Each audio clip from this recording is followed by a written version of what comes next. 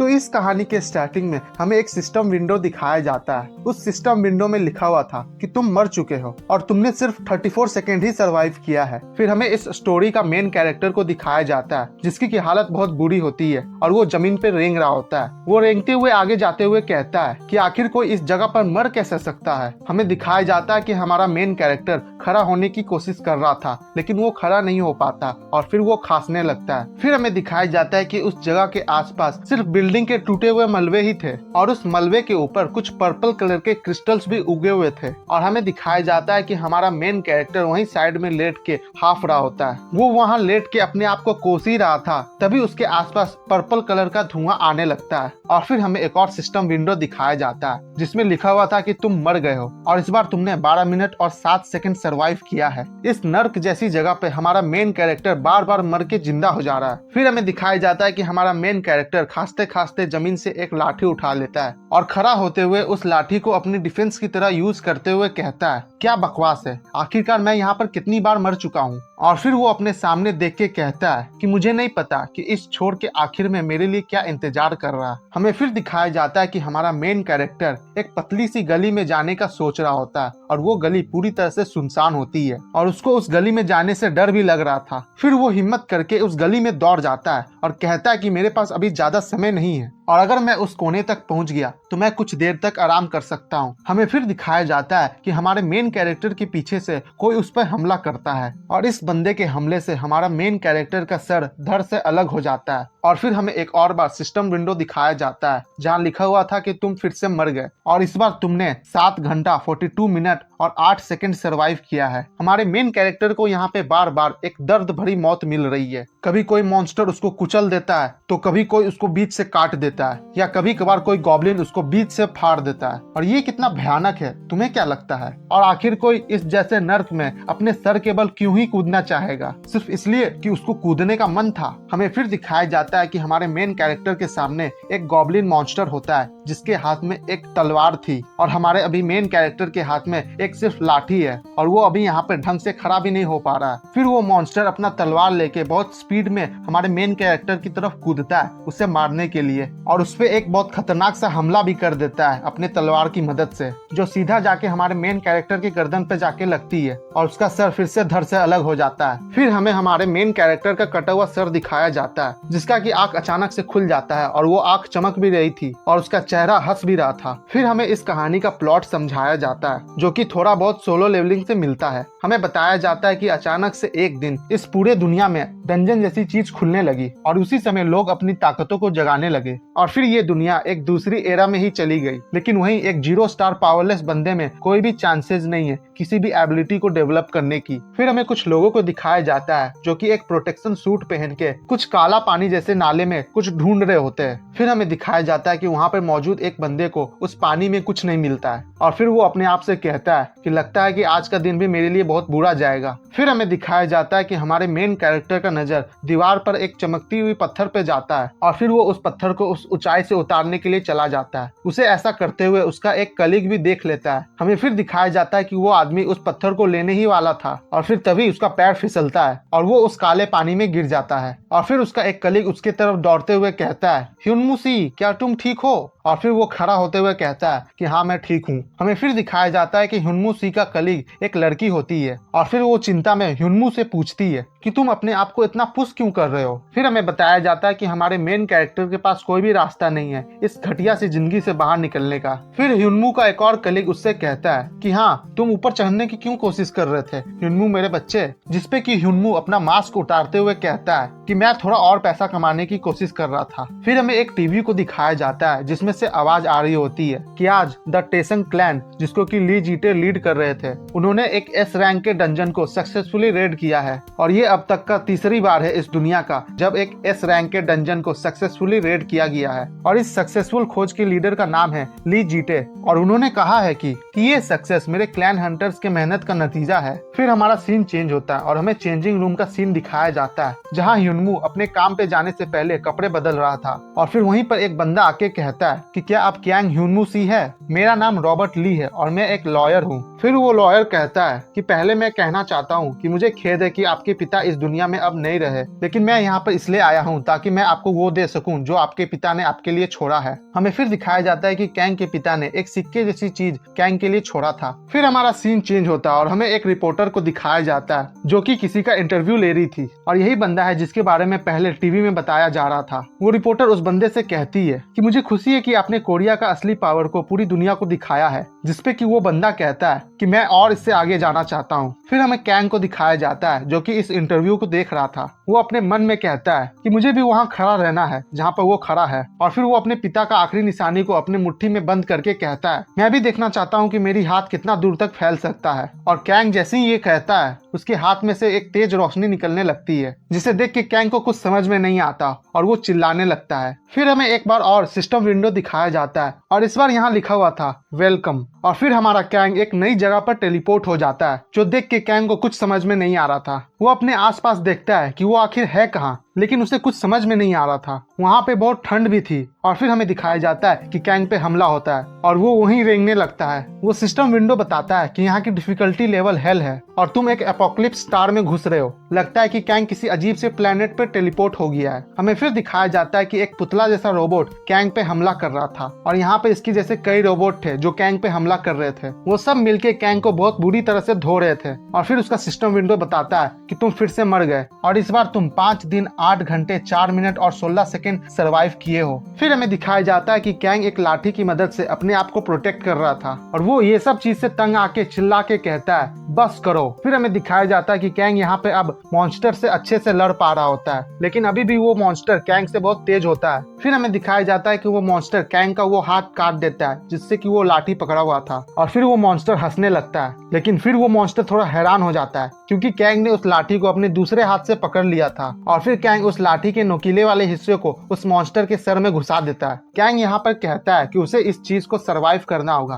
ताकि वो फिर से मर सके, लेकिन अगर इस चीज को अलग तरीके से देखे तो मैं यहाँ कभी नहीं मर सकता। फिर हमें दिखाया जाता है कि कैंग उस मॉन्स्टर को निपटाने के बाद खुद भी अपने घुटने पे आ जाता है, और फिर उसका सिस्टम विंडो बताता है कि वो फिर से मर गया, और इस बार वो 12 दिन 6 घंटे 58 मिनट और 4 सेकंड सरवाइव किया है। फिर हमें एक बार और कैंग को दिखाया जाता है जो कि इस बार उसके पास एक चाकू होता है, और वो इस बार फिर से किसी मॉन्स्टर से लड़ रहा होता है। हमें दिखाया जाता है कि कैंग इस बार पहले से बहुत तेज हो गया होता है, और वो एक बार में कई मॉन्स्टर के साथ लड़ पा रहा है। उसने एक ही बार में कई सारे मॉन्स्टर के सर धड़ से अलग कर दिए होते हैं। धीरे धीरे कैंग भी इस माहौल को अडेप्ट कर पा रहा है। फिर हमें दिखाया जाता है कि कैंग ने वहाँ पे कई सारे जॉम्बिस को निपटा रखा है, लेकिन वहाँ पे और भी जॉम्बिस जैसे मॉन्स्टर मौजूद थे जिनके शरीर में ढेर सारे छेद है, और वो सारे जॉम्बिस कैंग की तरफ टूट पड़ते हैं। हमें दिखाया जाता है कि कैंग इतने सारे जॉम्बिस को एक साथ हैंडल नहीं कर सकता, और वो सभी जॉम्बिस कैंग को पकड़ लेते हैं, और फिर वो मॉन्स्टर्स कैंग को खाने ही वाले थे। फिर कैंग अपने आप से ही पूछता है कि क्या यही स्टार ऑफ एपोक्लिप्स है। हमें दिखाया जाता है कि वो सारे मॉन्स्टर्स कैंग को अपने नीचे दबा दिए होते हैं, और सिर्फ उसका हाथ ही बाहर निकला हुआ था। कैंग को यहाँ सांस भी नहीं आ रही थी और उसका दम घुटने लगता है। कैंग को अभी इन सारे मॉन्स्टर से अकेले लड़ने में बहुत दिक्कत हो रही थी, लेकिन कैंग किसी तरह से उनमें से एक जॉम्बी को लात मार के हवा में उड़ा देता है, और फिर कैंग उस जगह में से अपना सर निकाल के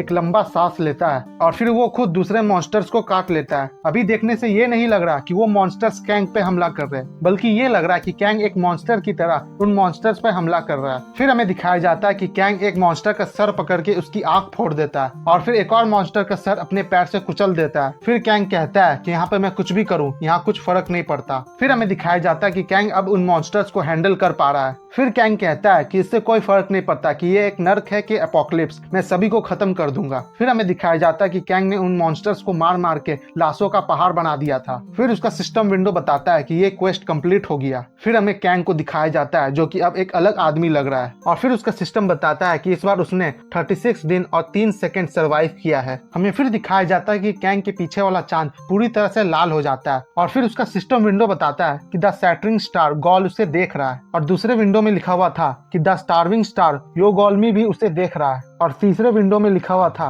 कि द विस्परिंग स्टार मॉन्स्टरली भी तुम्हें देख रहा है। फिर हमें कैंग को दिखाया जाता है जो कि अपने पूरे रेज मोड में होता है। फिर हमें कुछ लोगों की तस्वीर दिखाई जाती है, और इस तस्वीर में सबसे आगे वही बंदा है जिसने पहले एक एस रैंक के डंजन को क्लियर किया था। फिर कैंग हंसते हुए उस लाशों के पहाड़ से नीचे उतरता है, और फिर एक इविल स्माइल देते हुए कहता है कि मैं तुम सबको मसल के रख दूंगा। तो गाइज, आज से मैं एक नई सीरीज स्टार्ट करने वाला हूँ जिसका नाम है होर्डिंग इन हेल, और अभी तक आपने जो भी देखा वो चैप्टर 0 था। ये चैप्टर सिर्फ आप सभी का इंटरेस्ट बनाने के लिए था और अब हम इस सीरीज का चैप्टर 1 देखेंगे। तो चलिए शुरू करते हैं होर्डिंग इन हेल का चैप्टर 1 को बिना किसी देरी के।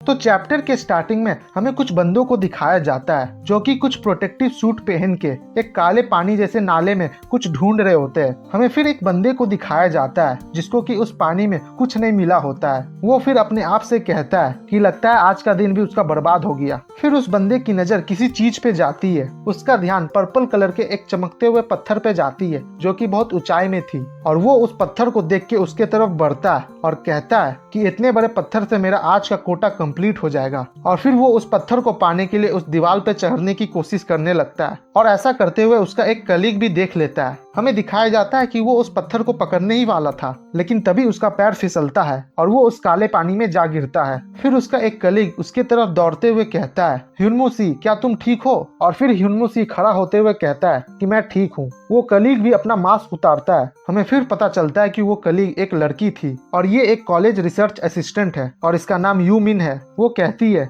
कि तुम अपने आप को इतना पुश क्यों कर रहे हो? फिर एक और कलीग ह्युनमुसी से कहता है, हाँ ह्युनमु तुम ऊपर क्यों चढ़ना चाह रहे थे मेरे बच्चे? फिर यूमिन ह्युनमुसी से कहती है कि तुम्हें क्या लगता है ये कोई नॉर्मल पानी है? ये क्रिस्टल मॉस के माना से कंटामिनेटेड है, तुम्हें नहीं पता है क्या? और कहती है कि अगर हम लोग जैसे नॉर्मल व्यक्ति से यहाँ पे एक भी मिस्टेक हुई तो हम लोगों को यहाँ से धक्के मार के बाहर निकाल दिया जाएगा। फिर वो कहती है अपने आप को इतना मत पुश करो ह्युनमुसी, जिसपे ह्युनमुसी कहता है हाँ लगता है तुम सही कह रही हो। हमें फिर इस बंदे के बारे में बताया जाता है जो कि क्रिस्टल मॉस कलेक्टर होता है और इसका नाम कैंग ह्युनमू होता है और यही हमारा इस सीरीज का मेन कैरेक्टर है। फिर हमें दिखाया जाता है कि कैंग अपने पैसों को मचोड़ के कहता है बस मुश्किल से $30। फिर कैंग परेशान होते हुए अपना सर पकड़ के कहता है कि अब मुझे इस चीज के बारे में क्या करना चाहिए, यह दुनिया मेरे लिए सही नहीं है। फिर हमें बताया जाता है कि 30 साल पहले इस दुनिया के अलग अलग कोने में अचानक से डंजन्स खुलने लगते हैं जिससे एक नई दुनिया की शुरुआत होती है जहां हर दिन कोई ना कोई अपने पावर्स को जगा रहा होता है।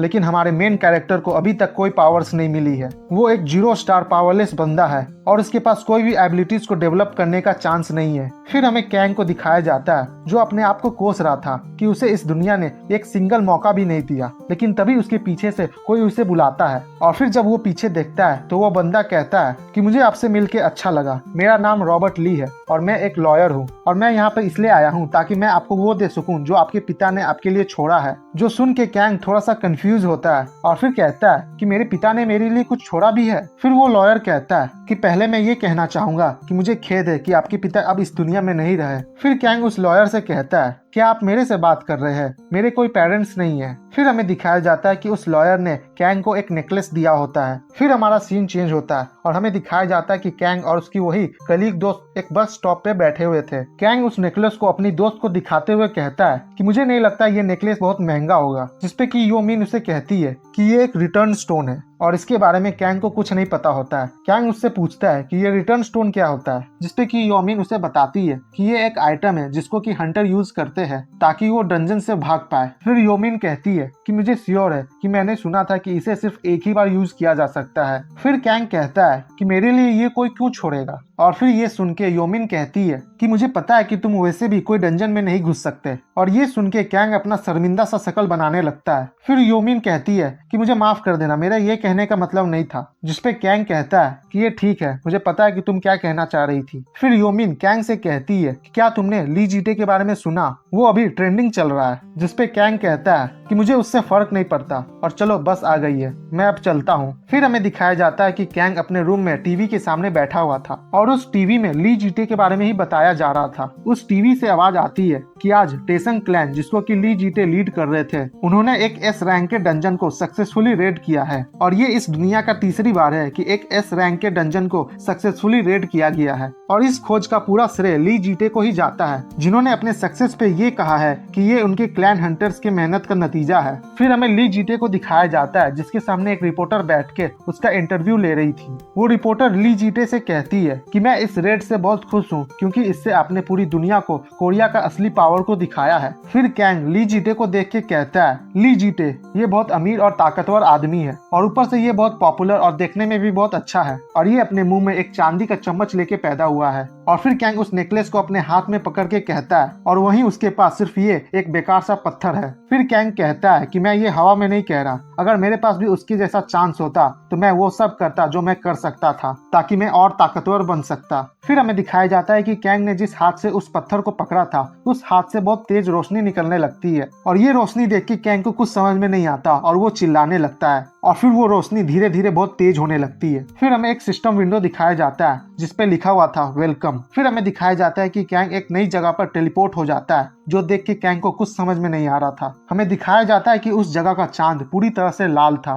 कैंग अपना सर हिला के चारों तरफ देखते हुए कहता है कि मैं आखिर हूँ कहाँ। फिर उसके सामने एक सिस्टम विंडो आता है जिसमें लिखा हुआ था कि अपने लिमिट्स को तोड़ो और फिर वो सिस्टम आगे बताता है कि तुम्हारी बॉडी ने अपने माना को अवेकन कर लिया है और माना अब तुम्हारी बॉडी में सर्कुलेट होने लगी है। और ये सब पढ़ के कैंग अपने आप से ही कहता है माना, मेरे पास माना है। और फिर वो सिस्टम बताता है कि तुमने द इम्पॉसिबल को पा लिया है। और फिर वो सिस्टम कैंग को ढेर सारा नोटिफिकेशन दिखाता है जिसमें से पहला नोटिफिकेशन कह रहा था कि तुमने सबसे लोएस्ट लेवल होके हेल डिफिकल्टी में एंटर किया है और तुमने SSS रैंक गुड लक का टाइटल अर्न किया है और हेल डिफिकल्टी के कंपनसेशन में तुम्हारे लेवल के इफेक्ट्स को इंक्रीज कर दिया गया है। तुम हेल लेवल के डिफिकल्टी में फर्स्ट रैंक पे हो और तुमने हेल स्ट्रॉन्गेस्ट का टाइटल अर्न किया है। कैंग को ये सब देख के कुछ समझ में नहीं आ रहा था। फिर वो सिस्टम कैंग को दिखाता है कि तुम यहाँ के फाइनल सर्वाइवर हो और ये देख के कैंग की पूरी तरह से फट जाती है। कैंग यहाँ पे चिल्ला के कहता है कि यहाँ पर आखिर चल क्या रहा है और यहाँ पे आसपास कोई है। कैंग वहाँ पर मदद की पुकार लगा ही रहा था कि तभी उसकी नजर एक क्रिस्टल मॉस पे जाती है। कैंग उस क्रिस्टल के पास जाके कहता है कि क्या ये क्रिस्टल मॉस है और फिर कहता है कि पहले मैं जो क्रिस्टल मॉस के छोटे से टुकड़े के पीछे था उसका कीमत कुछ $100 का होगा, लेकिन आखिर इतना बड़ा क्रिस्टल का दाम कितना होगा। कैंग का मुंह तो खुला का खुला ही रह जाता है इतना बड़ा क्रिस्टल मॉस देख के। और फिर वो कहता है कि इसका दाम कम से कम कुछ $1000 में तो होगा ही या फिर $10,000 से भी ज्यादा। और फिर वो उस क्रिस्टल मॉस को उठा के कहता है कि क्या ये सही में असली है, मेरी तो जैकपॉट लग गई। और कैंग ये सब देख के खुश हो ही रहा था तभी उसको कुछ फील होता है। अचानक से उसके शरीर में कुछ पेन होने लगती है और फिर हमें दिखाया जाता है कि कैंग अपने मुंह से खून थूक देता है। फिर कैंग का सिस्टम उसके बीमारी के बारे में बताता है कि वो पॉइजन है और उसका शरीर पैरालाइज्ड हो गया है। हमें फिर दिखाया जाता है कि कैंग जमीन पे गिर गया होता है और उसकी हालत बहुत खराब थी। वो कहता है कि मैं सांस नहीं ले पा रहा हूँ। कैंग का सिस्टम बताता है कि तुम्हारा स्टेमिना लगातार घट रहा है और फिर उसका सिस्टम बताता है कि तुम्हारे दुश्मन ने तुम पे अटैक कर दिया है। फिर हमें दिखाया जाता है कि उस जहर से कैंग तड़पने लगता है। फिर कैंग वहाँ से रेंगते हुए कहता है दुश्मन, तुम्हारे दुश्मन से क्या मतलब है, यहाँ तो आसपास कोई भी नहीं है। फिर हमें दिखाया जाता है कि कैंग मर जाता है। फिर कैंग का सिस्टम बताता है कि तुम मर के मिट्टी में मिल चुके हो और तुम्हारा लेवल अभी 1 है और तुमने यहाँ पे टोटल 4 मिनट 32 सेकंड सर्वाइव किया है। हमें दिखाया जाता है कि कैंग अभी भी जमीन पे लेटा हुआ था और उसका मुंह से झाग आ रहा था और कैंग को अभी भी कुछ समझ में नहीं आ रहा था कि आखिर उसके साथ हो क्या रहा है। तो चैप्टर के स्टार्टिंग में हमें कैंग को दिखाया जाता है जो कि जमीन पे बेहोश था और उसकी आंख खुलते के साथ वो अपने आप से पूछता है कि ये क्या है, क्या मैं कोई सपना देख रहा हूँ। और फिर वो जैसे ही उठता है उसके सामने एक सिस्टम विंडो आ जाता है और उसमें लिखा हुआ था कि तुम्हारे लिए एक क्वेस्ट बना दिया गया है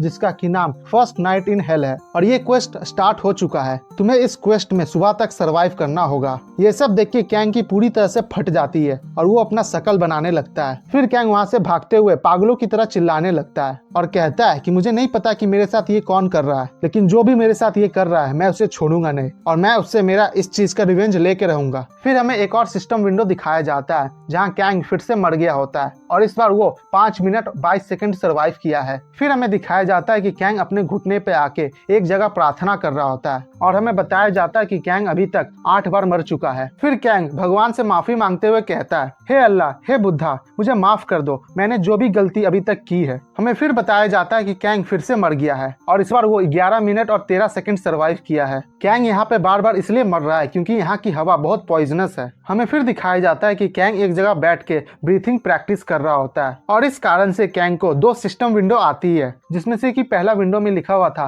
कि तुम्हारा पॉइजन रेसिस्टेंस इंक्रीज हो गया है और दूसरे विंडो में लिखा हुआ था कि तुम्हारा पैरालिसिस का रेसिस्टेंस भी इंक्रीज हो गया है। फिर हमें दिखाया जाता है कि कैंग फिर से मर जाता है और इस बार वो 24 मिनट 55 सेकंड सर्वाइव किया है। फिर हमें दिखाया जाता है कि कैंग एक जगह बैठ के अपने ब्रीथिंग पे कंसंट्रेट कर रहा है और हमें बताया जाता है कि कैंग अभी तक 14 बार मर चुका है। और फिर कैंग कहता है कि जब मैं सिर्फ सांस ले रहा था तब मैं सबसे ज्यादा समय के लिए जिंदा था। फिर हमें दिखाया जाता है कि कैंग का पॉइजन रेसिस्टेंस इंक्रीज हो जाता है। फिर कैंग उस पल को याद करता है जब उसने इस ब्रीथिंग टेक्निक को सीखा था। और फिर हमें कैंग का पास्ट दिखाया जाता है जहाँ कैंग अभी छोटा होता है और एक आदमी कैंग को ब्रीथिंग टेक्निक सिखा रहा होता है। वो आदमी कहता है कि तुम अपने सांस को चेस्ट के ऊपर के हिस्से में मत रखो, उसे तुम अपने लंग्स के निचले हिस्से में रखो और वहीं से अपने सांस को बाहर निकालो। ये सुन के कैंग भी उसी तरीके से सांस लेता है, जो देख के वो आदमी कहता है कि हाँ तुम सही कर रहे हो, तुमने जो अभी किया वही सही तरीका है। फिर वो आदमी कैंग से कहता है कि अभी तक मैंने जितने बच्चों को देखा है तुम उनमें से सबसे ज्यादा क्षमता रखते हो और मुझे तुमसे यही उम्मीद थी।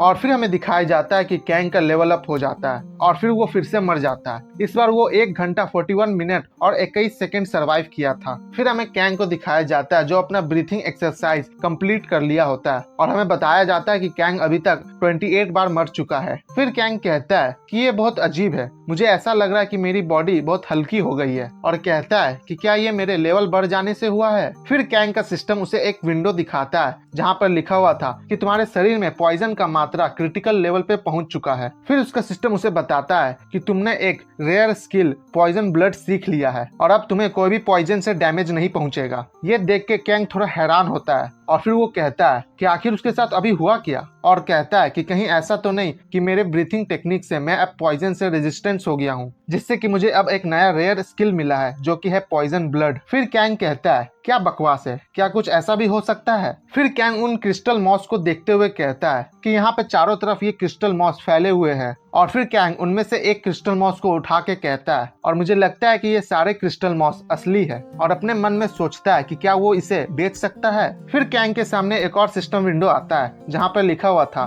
कि क्या तुम इस क्रिस्टल मॉस को कलेक्ट करना चाहते हो, जिस पर कि कैंग भी राजी हो जाता है। और फिर वो क्रिस्टल मॉस कैंग के हाथ से गायब हो जाता है और फिर उसका सिस्टम बताता है कि तुम्हारा इन्वेंट्री खुल चुका है। फिर कैंग का सिस्टम उस क्रिस्टल के बारे में कैंग को बताता है जो अभी अभी उसने अपनी इन्वेंट्री में रखा होता है, जिसको देख के कैंग कहता है ये तो असल का क्रिस्टल मॉस है। और फिर कैंग कहता है कि मुझे नहीं पता था कि मैं ये सब भी कर सकता हूँ। फिर कैंग एक्साइटेड होते हुए कहता है कि मैं तो अब बहुत कुछ कर सकता हूँ। फिर कैंग को कुछ आवाज सुनाई देती है जिसपे कि वो पीछे मुड़ के देखता है और कहता है कि ये कैसी आवाज तब से मैं सुन रहा हूँ और लगता है मैंने ये आवाज कहीं पहले भी सुना है। फिर कैंग देखता है कि उसके पीछे ढेर सारे कुछ इंसेक्ट जैसे चीज तेजी से उसके तरफ बढ़ रहे होते हैं और ये इंसेक्ट और कोई नहीं मच्छर ही होते हैं, वो भी बड़े बड़े। फिर कैंग उन मच्छरों को देख के अपनी जान बचाने के लिए वहाँ से चिल्लाते हुए भागता है। हमें फिर इन मच्छरों के बारे में बताया जाता है और साथ ही में हमें यह भी बताया जाता है कि इन मच्छरों का लेवल 3 होता है। और फिर कैंग का सिस्टम उसे बताता है कि यहाँ पर लेवल 3 के मॉस्किटोज आ चुके हैं,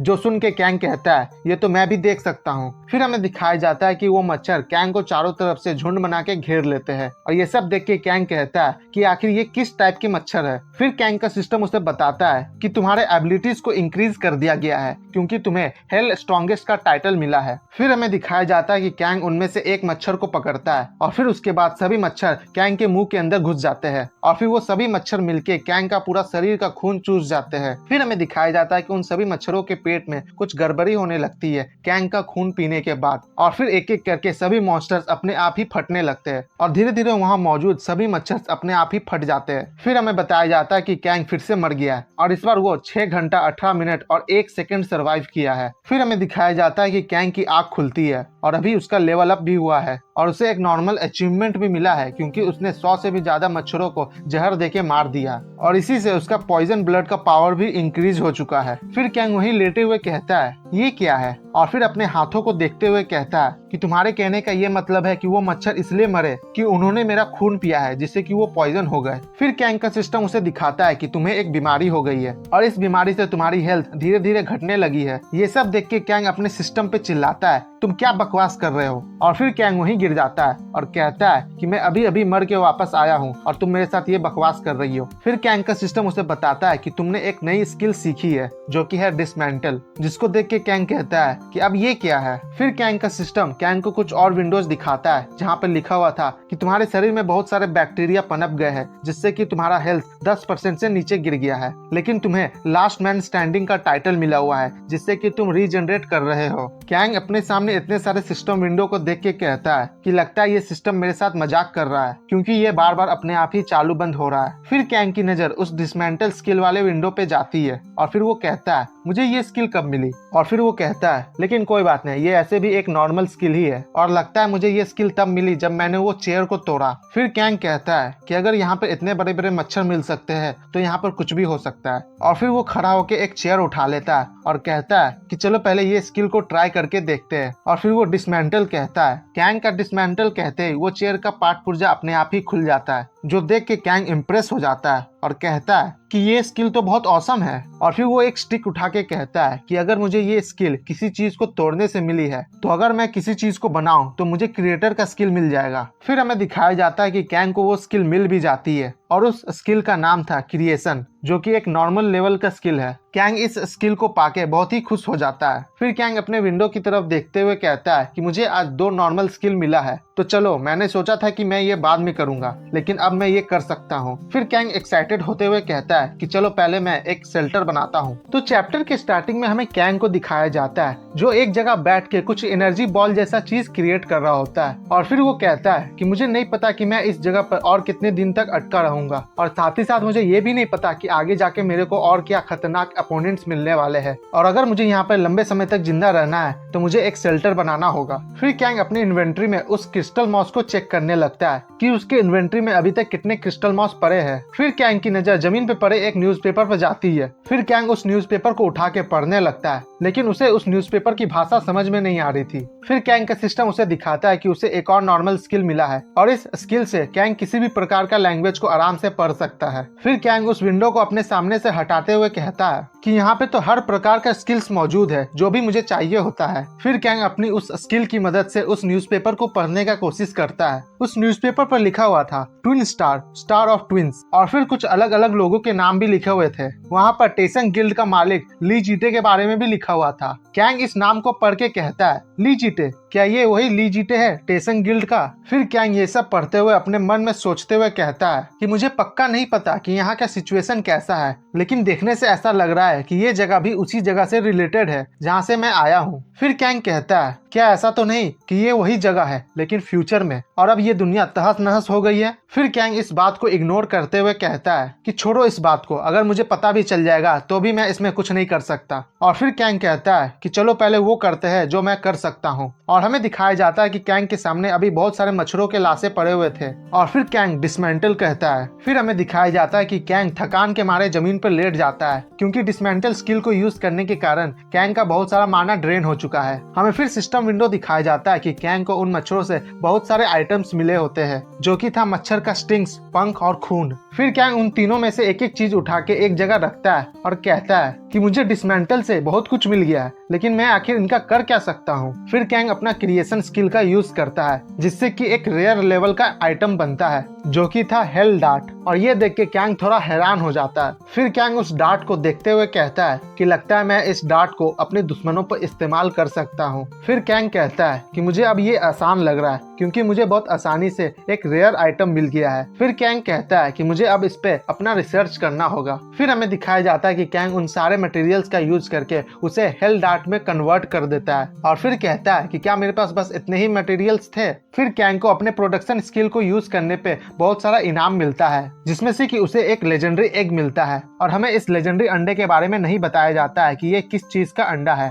कैंग को ये रिवॉर्ड इसलिए मिलता है क्योंकि कैंग ने बहुत बार अपने प्रोडक्शन स्किल को अच्छे से यूज किया था। और फिर हमें दिखाया जाता है कि कैंग का प्रोडक्शन एबिलिटी भी बहुत इंक्रीज हो जाता है। फिर कैंग उस लेजेंडरी अंडे को पकड़ के कहता है कि ये अंडा तो मेरे मुट्ठी के बराबर है। फिर कैंग का सिस्टम उस अंडे के बारे में कैंग को बताता है। वो सिस्टम बताता है कि तुम्हें इस अंडे पे अपना पूरा ध्यान देना होगा, नहीं तो तुम नहीं जान पाओगे कि इस अंडे में क्या था। और इस अंडे का 50-50 चांस है कि ये अंडा जिंदा है कि मरा हुआ और तुम इस अंडे को जिंदा कर सकते हो इसकी कुछ रिक्वायरमेंट्स को पूरा करके या फिर तुम अपने इस पे रिवॉर्ड्स भी इस्तेमाल कर सकते हो। फिर कैंग कहता है कि इसका मतलब बस 50% चांस है कि ये अंडा जिंदा होगा। फिर कैंग उस अंडे को अपने जैकेट के अंदर रख के उसे गर्म करने की कोशिश करता है और फिर उसे याद आता है कि वो एक पक्षी नहीं है तो वो ऐसा नहीं कर सकता और फिर कैंग थोड़ा उदास हो जाता है। और फिर कैंग को अपने पीछे से कुछ आवाज सुनाई देती है और ये सुन के कैंग चौकन्ना हो जाता है। फिर कैंग पीछे मुड़ के देखता है और कहता है वो क्या था? हमें दिखाया जाता है है कि वहाँ पर एक गॉब्लिन आ गया है जिसके पास एक खतरनाक सा चाकू भी था। हमें दिखाया जाता है कि वो गॉब्लिन कैंग को दीवार के पीछे से नोटिस कर लेता है। फिर कैंग छुपते हुए उस गॉब्लिन को देखता है और कहता है कि यहाँ पर एक गॉब्लिन क्या कर रहा है। वो गॉब्लिन भी बिना समय गवाए कैंग की तरफ झपट्टा मारता है उसे मारने के लिए, और फिर कैंग डर जाता है और कहता है कि लगता है उसने मुझे ढूंढ लिया है। वो गॉब्लिन कैंग पे हमला तो करता है लेकिन कैंग अपना सर नीचे झुका लेता है जिससे कि उस गॉब्लिन का हमला सीधे जाके उस दीवार पे लगता है। और फिर कैंग को अपने सामने एक सीढ़ी दिखती है और वो डिसाइड करता है कि वो वहीं से भागेगा। और कैंग जब उस सीढ़ी से भाग रहा होता है तो वो गॉब्लिन भी बिना वक्त गवाए कैंग के पीछे आ जाता है। कैंग जब देखता है कि वो गॉब्लिन कैंग को पीछे से पकड़ने ही वाला होता है तभी कैंग अपना इन्वेंट्री खोल के अपना लाठी निकाल लेता है।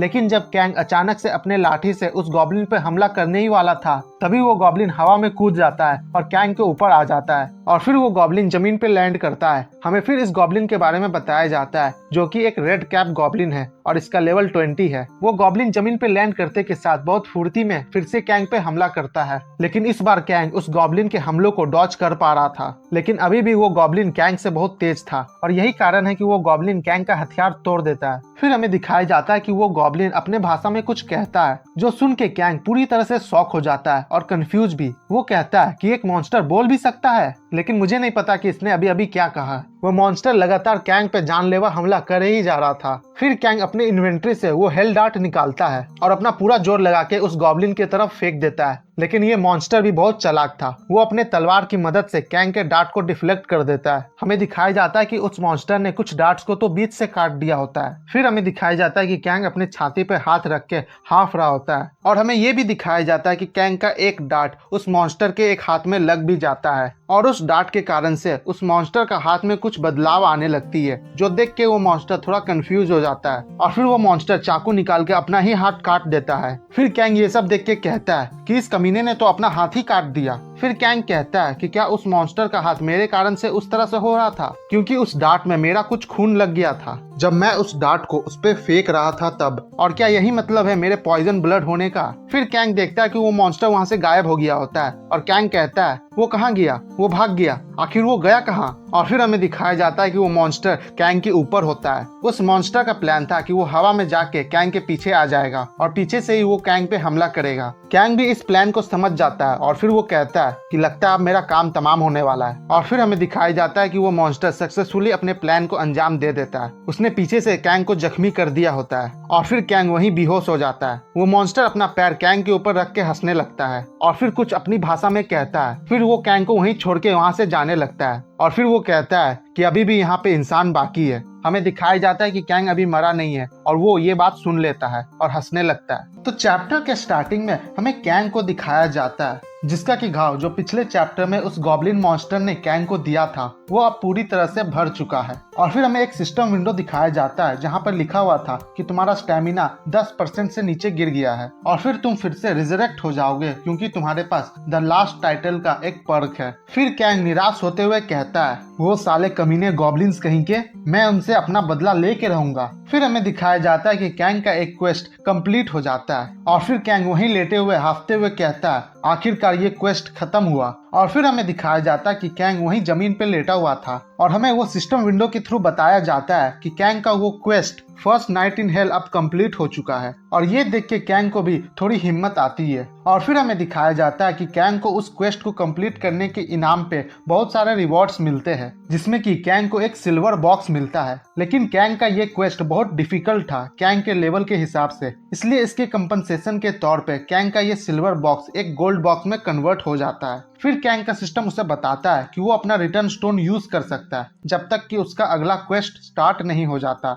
मतलब कि कैंग उस रिटर्न स्टोन का यूज करके अपनी दुनिया में वापस जा सकता है जब तक कि उसका दूसरा क्वेस्ट स्टार्ट नहीं हो जाता। और हमें ये भी बताया जाता है कि उसके दूसरे क्वेस्ट को स्टार्ट होने में अभी 14 दिन बाकी है। और फिर कैंग उस रिटर्न स्टोन को पकड़ के कहता है चलो फाइनली अब मैं वापस जा सकता हूँ। और फिर हमें दिखाया जाता है कि कैंग की आंख खुलती है और कैंग अभी अपने असली दुनिया में पहुंच चुका है। कैंग उठ के देखता है कि उसकी दुनिया में अभी बारिश हो रही थी और फिर वो खुश हो जाता है कि आखिरकार वो अपनी असली दुनिया में वापस आ चुका है। फिर कैंग अपनी खुशी वहीं निकालने लगता है और चिल्ला के कहता है आखिरकार मैं वापस आ ही गया, मैंने कर दिया। फिर कैंग अपने गर्दन से उस रिटर्न स्टोन वाले नेकलेस को तोड़ते हुए कहता है कि आखिर एक बाप अपनी बेटी के लिए ऐसा कचरा अकेला कैसे छोड़ के जा सकते हैं। और फिर कैंग उस नेकलेस को फेंकने ही वाला था, लेकिन तभी उसे रियलाइज होता है कि आखिर सिर्फ उस नेकलेस की वजह से उसने अपनी जिंदगी में क्या क्या चीज हासिल कर लिया है। वो याद करता है कि उसे इतने सारे हाई क्वालिटी के इतने बड़े बड़े क्रिस्टल मॉस मिले, और फिर उसे डिसमेंटल और क्रिएशन जैसे 2 नॉर्मल स्किल भी मिले,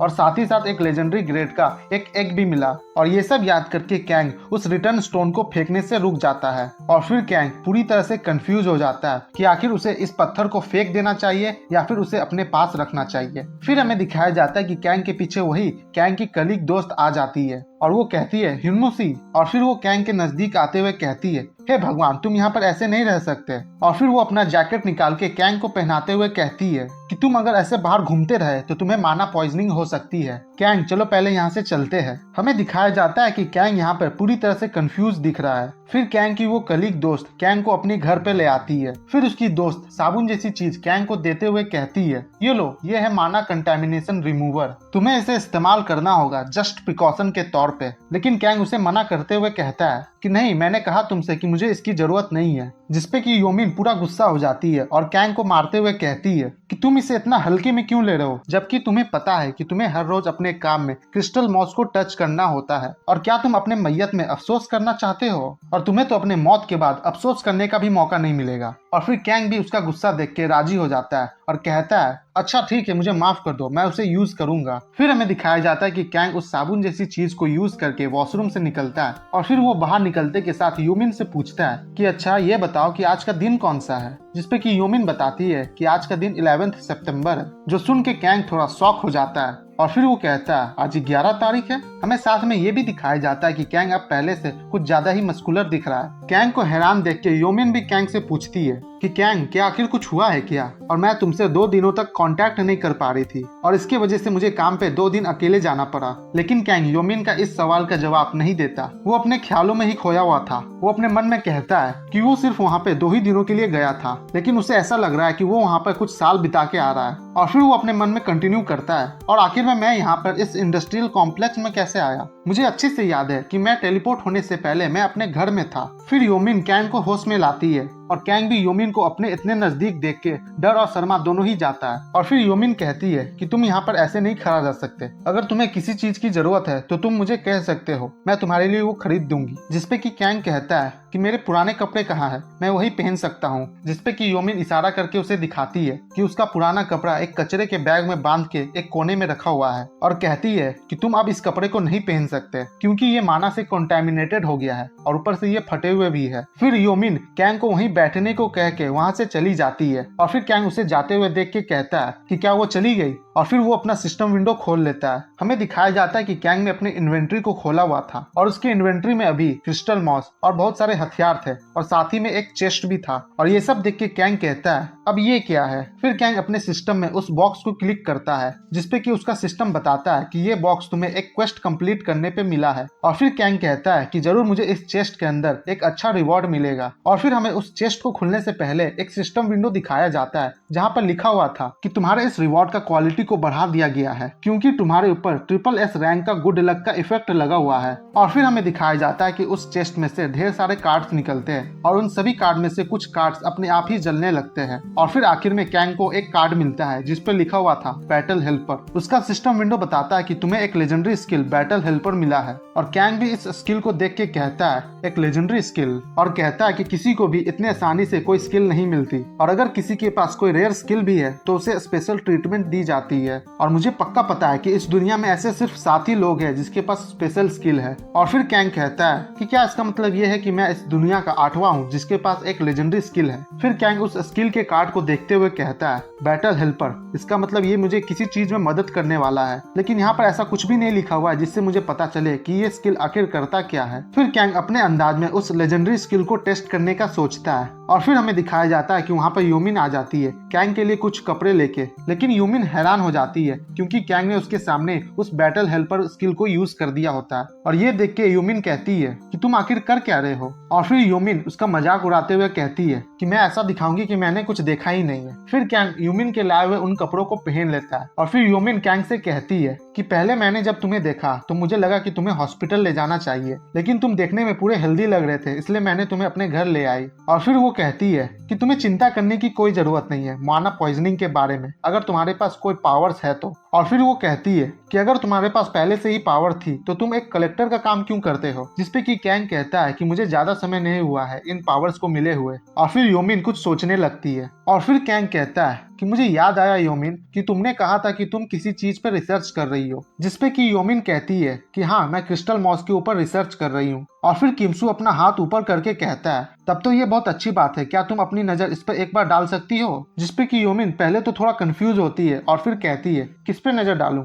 और फिर हमें दिखाया जाता है कि कैंग अपने इन्वेंट्री से उस क्रिस्टल मॉस को निकाल लेता है जो कि उसने हेल से कलेक्ट किया था। और फिर कैंग उस क्रिस्टल को निकालते हुए कहता है कि मुझे ये मिला, लेकिन मैं कंफर्म नहीं हूँ कि इसकी कीमत कितनी है। कैंग को ऐसा करते हुए देख के यूमिन की तो हालत खराब हो जाती है। और फिर कैंग उस क्रिस्टल को यूमिन को देते हुए कहता है कि ये क्रिस्टल मॉस पूरे 1 किलो का है। और इतना बड़ा क्रिस्टल मॉस देख के यूमिन के तो आंख और मुंह खुले के खुले ही रह जाते हैं। और फिर कैंग कहता है कि जबकि तुम क्रिस्टल मॉस पर रिसर्च कर रही हो तो तुम इस मामले में मेरे से ज्यादा जानती होगी। और फिर हमारा ये चैप्टर यहीं खत्म होता है। तो इस चैप्टर के स्टार्टिंग में हमें यूमिन को दिखाया जाता है जो कि कैंग के हाथ में इतना बड़ा क्रिस्टल मॉस देख के पूरी तरह से हैरान हो रही थी। उसे तो अपने आप पर विश्वास भी नहीं हो रहा था। फिर वो चिल्ला के कहती है हे भगवान, ये तो इम्पॉसिबल है। फिर वो कहती है इस धरती पे तुम्हें ये मिली कहाँ से। जिसपे कैंग उसे कहता है कि क्या ये तुम्हें जानना जरूरी है। जिसपे यूमिन उसे रिप्लाई करती है हाँ, मुझे ये जानना जरूरी है, क्योंकि तुम्हें क्या लगता है इतना प्योर क्रिस्टल मॉस ढूंढना इतना आसान है।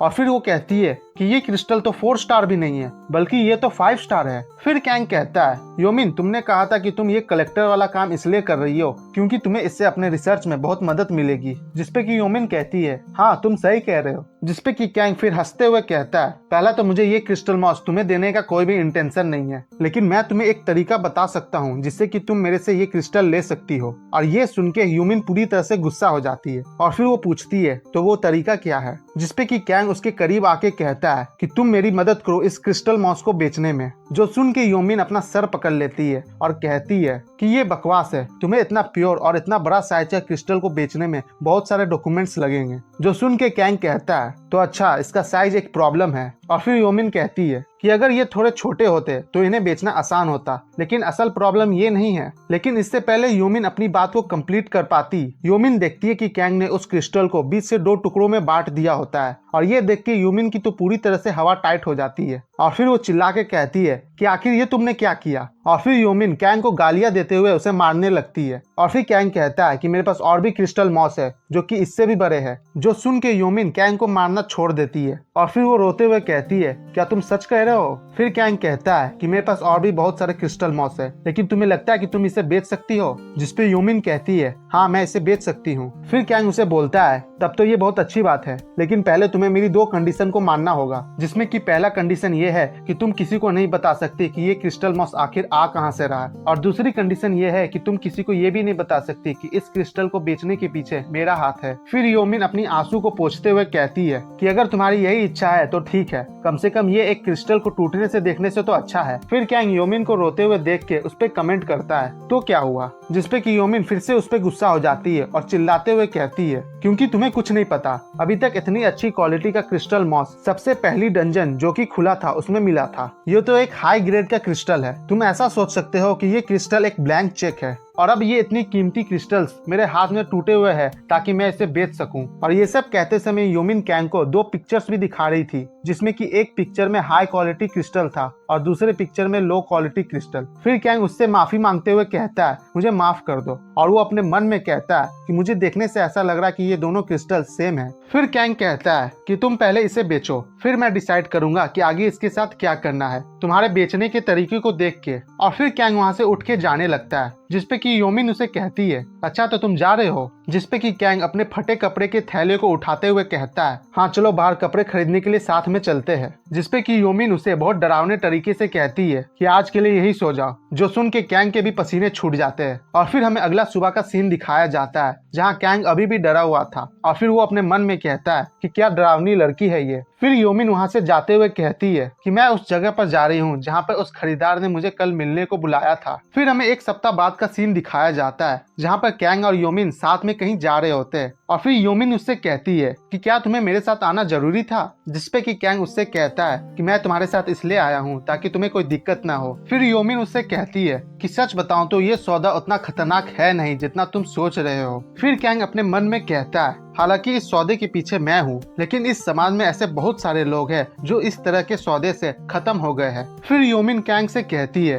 कि तुम्हें नहीं लगता कि तुम कुछ ज्यादा ही मूवी और ड्रामास देखते हो। और फिर कैंग अपने मन में कंटिन्यू करता है और ऊपर से उन लोगों ने ये भी कहा है कि वो बाकी बचे हाई क्वालिटी क्रिस्टल मॉस को भी प्रीमियम दाम में खरीदने के लिए तैयार है। फिर योमिन कैंग को अपने तरफ खींचते हुए कहती है कि तुम उधर कहाँ जा रहे हो, वो गलत डायरेक्शन है। फिर कैंग कहता है कि मुझे उस खरीदार पर भरोसा नहीं हो रहा है। फिर हमें एक बंदे की तस्वीर दिखाई जाती है और मुझे नहीं पता कि ये बंदा यहाँ क्या कर रहा है, और आप में से भी कई लोग इस बंदे को देख के पहचान लिए होंगे, और अगर आप लोग इसको जानते हैं तो कमेंट सेक्शन में बताइएगा जरूर। फिर हमें दिखाया जाता है कि इस बंदे के पीछे एक मिस्टीरियस बंदा होता है जो कि अपना आइडेंटिटी छुपा रहा था। फिर कैंग भी उस बंदे को देख के नोटिस कर लेता है और फिर वो अपने मन में कहता है कि ये तो वही है, मैं इसे जानता हूँ, और कैंग को उससे एक इविल ऑरा भी महसूस हो रहा था। फिर हमें दिखाया जाता है कि कैंग और योमिन उस मिस्टीरियस वाले बंदे के पास चले जाते हैं और फिर योमिन उससे कहती है हेलो, आज मैं अपने पार्टनर के साथ आई हूँ। और ये देख के कैंग थोड़ा कंफ्यूज था और हमें दिखाया जाता है कि कैंग अभी भी उस पहले वाले बंदे को नोटिस कर रहा था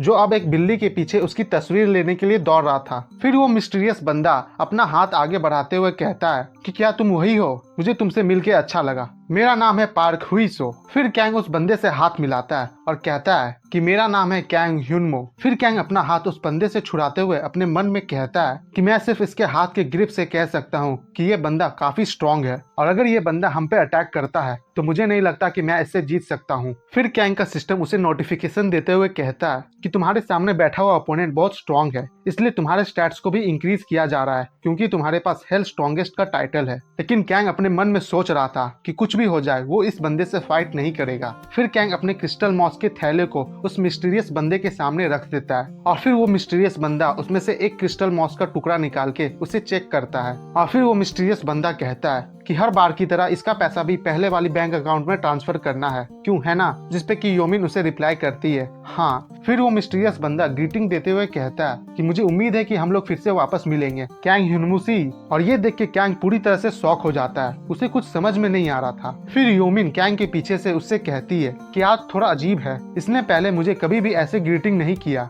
आज कुछ ये अलग बिहेव कर रहा है। और फिर कैंग अपने मन में कहता है कि क्या इसने पता लगा लिया है कि इस क्रिस्टल मॉस को खोज निकालने के पीछे मेरा हाथ है। फिर योमिन कैंग का मजाक उड़ाते हुए कहती है कि तुम्हें क्या लगा था कि अभी ये बंदा अपने पॉकेट से चाकू निकाल के हमें धमकाने वाला है। और फिर वो कहती है हे भगवान, मूवी और ड्रामा ने तुम्हारे दिमाग को खराब कर दिया है। फिर योमिन कैंग के पीठ पे चाटे बजाते हुए कहती है कम ऑन, तुम इस तरह से क्यों दिख रहे हो, तुम अपने आप को इतना छोटा महसूस मत करो, तुम जिस टाइप के सौदे को अपने दिमाग में इमेजिन कर रहे थे वो सब सौदा भी कहीं ना कहीं होते ही है। फिर योमिन अपना मोबाइल देखते हुए कहती है कि अब बताओ तुम्हें अब कैसा ख्याल आ रहे हैं। और फिर योमिन कैंग को अपना मोबाइल दिखाते हुए कहती है जैसे कि तुम्हें कैसा फील हो रहा है $1 मिलियन को अपने अकाउंट में जाते हुए देख के। फिर हमारा सीन चेंज होता है और हमें वही मिस्टीरियस बंदे को दिखाया जाता है जो कि किसी दूसरे बंदे के साथ एक गाड़ी में बैठा हुआ था। और फिर वो बंदा उस मिस्टीरियस बंदे से कहता है कि क्या वो सौदा सक्सेसफुल रहा, जिसपे कि वो बंदा कहता है कि हाँ, हम लोगों ने सारे माल को उठा लिया जो भी मार्केट में अवेलेबल था, और अगर हम लोग ये सारे क्वांटिटी को मिला दे तो हम लोगों के पास बहुत सारे ह्यूज अमाउंट में क्रिस्टल मॉस मौजूद है। और फिर वो कहता है कि आखिर इतना हाई क्वालिटी के क्रिस्टल मॉस बाजार में इतने खुले में कैसे बिक रहे हैं। और फिर वो बंदा एक क्रिस्टल मॉस के टुकड़े को उठाते हुए कहता है पार्क ह्यूसू, तुम्हें क्या लगता है। फिर पार्क हुईसी उसे बताता है कि उस बंदे के पास सिर्फ ये क्रिस्टल मॉस जो कि हाई प्योरिटी का है, जो सिर्फ एक 5 स्टार डंजन में ही मिलता है, उसके पास सिर्फ इतना ही नहीं है, मैं कह सकता हूँ कि वो एक बहुत स्ट्रॉन्ग हंटर भी है, और मुझे पक्का पता है कि कैंग को इस हाई क्वालिटी के क्रिस्टल मॉस से कुछ ना कुछ लेना देना है। फिर पार्क ह्यूनसू के बगल वाला आदमी कहता है मैं देख सकता हूँ कि ये आदमी अपने आप को छुपा के रख सकता है कि ये एक 5 स्टार डंजन को एक्सप्लोर कर सकता है, और ऐसा हो सकता है कि ये किसी और फॉरेन कंट्री का क्लैन का होगा। लेकिन आखिर ऐसा कौन सा रीजन है जिससे कि वो लोग कोरिया में इतना इंटरेस्टेड इंटरेस्टेड है। फिर वो बंदा पार्क ह्यूसू से कैंग के बारे में और पूछता है, जिसपे कि पार्क ह्यूसू उसे बताता है कि मैं आज उससे पहली बार मिला हूँ, इसलिए मुझे कुछ और समय चाहिए उसे ऑब्जर्व करने के लिए। फिर वो बंदा कहता है कि इस क्वालिटी के सामान से वो किसी भी परेशानी को आसानी से हल कर सकता है। और फिर वो बंदा पार्क ह्यूसू का तारीफ करते हुए कहता है कि आज आपने तो बहुत बड़ा काम किया है कि आपने इस तरीका का क्रिस्टल मॉस को कलेक्ट किया है जो सिर्फ हाई स्टार के डंजन में ग्रो करते हैं। और पता नहीं एक बंदे को कितना ताकतवर होना पड़ेगा इस क्वालिटी का क्रिस्टल को कलेक्ट करने के लिए। जिसपे कि पार्क ह्यूसू कहते हैं कि उस बंदे को कम से कम कैप्टन लेवल तक तो होना होगा। फिर वो बंदा पार्क ह्यूसू से कहता है, तब तो आपको मेरी मदद करनी होगी उस यूनिवर्सिटी रिसर्च असिस्टेंट ह्यूमिन और उसके पार्टनर पर इन्वेस्टिगेट करने के लिए। जिसपे कि पार्क ह्यूसू कहते हैं, ये काम आप मेरे पर छोड़ सकते हैं। और फिर पार्क ह्यूसू उस बंदे का नाम लेते हैं, कैप्टन ली जीटे। और फिर हमें दिखाया जाता है कि ये वही बंदा है जिससे कि कैंग नफरत करता है और उससे स्ट्रॉन्ग बनना चाहता है, जो कि है कैप्टन ली जीटे। तो इस चैप्टर में हमें कुछ दिन बाद का सीन दिखाया जाता है। हमें दिखाया जाता है कि कैंग उस नर्क में ट्रेनिंग कर रहा होता है और वो इस ट्रेनिंग में अपनी पूरी जान लगा रहा था। फिर कैंग अपना ट्रेनिंग कंप्लीट कर लेता है, जिससे कि उसको एक सिस्टम विंडो आता है जिसमें लिखा हुआ था कि तुम्हारा स्ट्रेंथ बढ़ चुका है। फिर कैंग कहता है कि अगर वो इस हेल में नहीं होता तो वो और 1000 पुलअप्स मारता। फिर कैंग कहता है कि इतना एक्सरसाइज करने के बाद उसकी शरीर की हालत खराब हो जाती है। हमें दिखाया जाता है कि कैंग वहीं थकान के कारण लेटा हुआ था और फिर वो कहता है कि कितना समय हो गया है मुझे इस नर्क में फिर से आए हुए। और फिर हमें सिस्टम विंडो में एक और काउंटडाउन दिखाया जाता है जहां पर अभी कैंग के पास 18 घंटा 14 मिनट और 58 सेकंड बाकी है अगला क्वेस्ट स्टार्ट होने में। फिर कैंग उस रिटर्न स्टोन को अपने हाथ में लेके कहता है कि मुझे अपनी दुनिया और इस नर्क में बार बार आने जाने से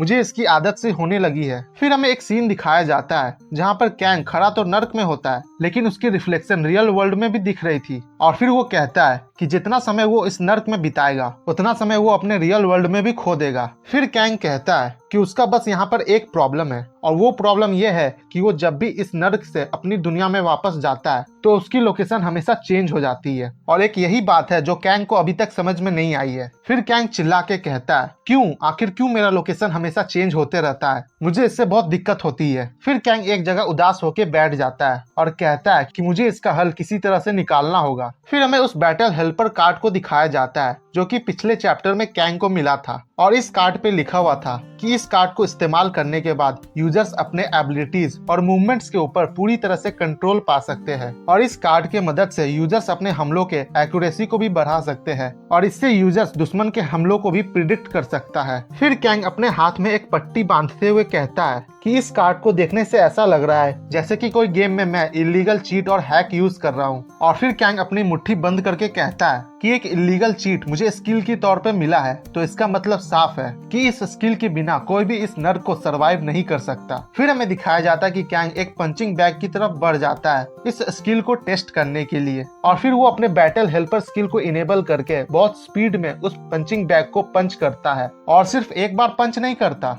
कैंग उस स्किल की मदद से लगातार और बार बार उस पंचिंग बैग पे मारे ही जा रहा था। फिर कैंग को कुछ महसूस होता है उस स्किल को यूज करते समय और वो कहता है कि उसे लग रहा है कि वो किसी एक जगह को लॉक करके उसी जगह पे बार बार मारे जा रहा है। और फिर कैंग अपना एक फाइनल ब्लो में उस पंचिंग बैग को 2 टुकड़ों में बांट देता है और कैंग भी इस स्किल की ताकत को देख के पूरी तरह से हैरान था। फिर कैंग कहता है कि लगता है इसने सारे मेरे पहले अटैक्स को याद कर लिया है और फिर उन सारे अटैक्स को सिचुएशन के हिसाब से बदल देता है। और क्या इस कार्ड में हेल्पर का मतलब यही था? कैंग तो इस कार्ड का ताकत देख के पूरी तरह से इम्प्रेस हो ही गया था। फिर हमें दिखाया जाता है कि कैंग का सिस्टम विंडो उसे बताता है कि उसका नया क्वेस्ट चालू हो गया है और उस क्वेस्ट का नाम अ बिगिनर्स फ्रेंड है और इस क्वेस्ट में कैंग को 5 स्केयर क्रोज को मारना है। फिर हमें दिखाया जाता है कि कैंग उस सिस्टम विंडो से ऑफेंड हो जाता है क्योंकि उसे एक नौसिखिया वाला क्वेस्ट मिला है और फिर कैंग उस सिस्टम विंडो पे चिल्ला के कहता है कि मैं पहले से ही लेवल 7 पे हूँ और तुम मुझे इस लेवल पे ये बच्चे वाले क्वेस्ट दे रहे हो। फिर कैंग कहता है उसे 5 स्केयर क्रोज को हराना है लेकिन उसे याद नहीं कि उसने ऐसे क्रिएचर्स आसपास देखे हैं कि नहीं। फिर कैंग कहता है कि लगता है उसको अपना लेवल बहुत जल्दी बढ़ाना होगा। फिर कैंग अपनी क्वेस्ट के लिए तैयार होते हुए कहता है तो चलो इस क्वेस्ट के लिए आगे बढ़ते हैं। फिर हमें दिखाया जाता है कि कैंग एक पतली सी जगह में से जा रहा होता है और उस जगह के दोनों साइड टूटी फूटी बिल्डिंग थी। फिर हम देखते हैं कि कैंग को जाते जाते एक रास्ता मिलता है और ये रास्ता एक अंडरग्राउंड बेसमेंट में जा रहा होता है जहाँ बहुत अंधेरा था। फिर कैंग उस बेसमेंट में जाते हुए कहता है कि मुझे ऐसा लग रहा है कि मैं कोई भूतिया पिक्चर में हूँ और फिर हमें दिखाया जाता है कि इस बेसमेंट में कैंग के सामने बहुत सारे अजीब से पुतले खड़े थे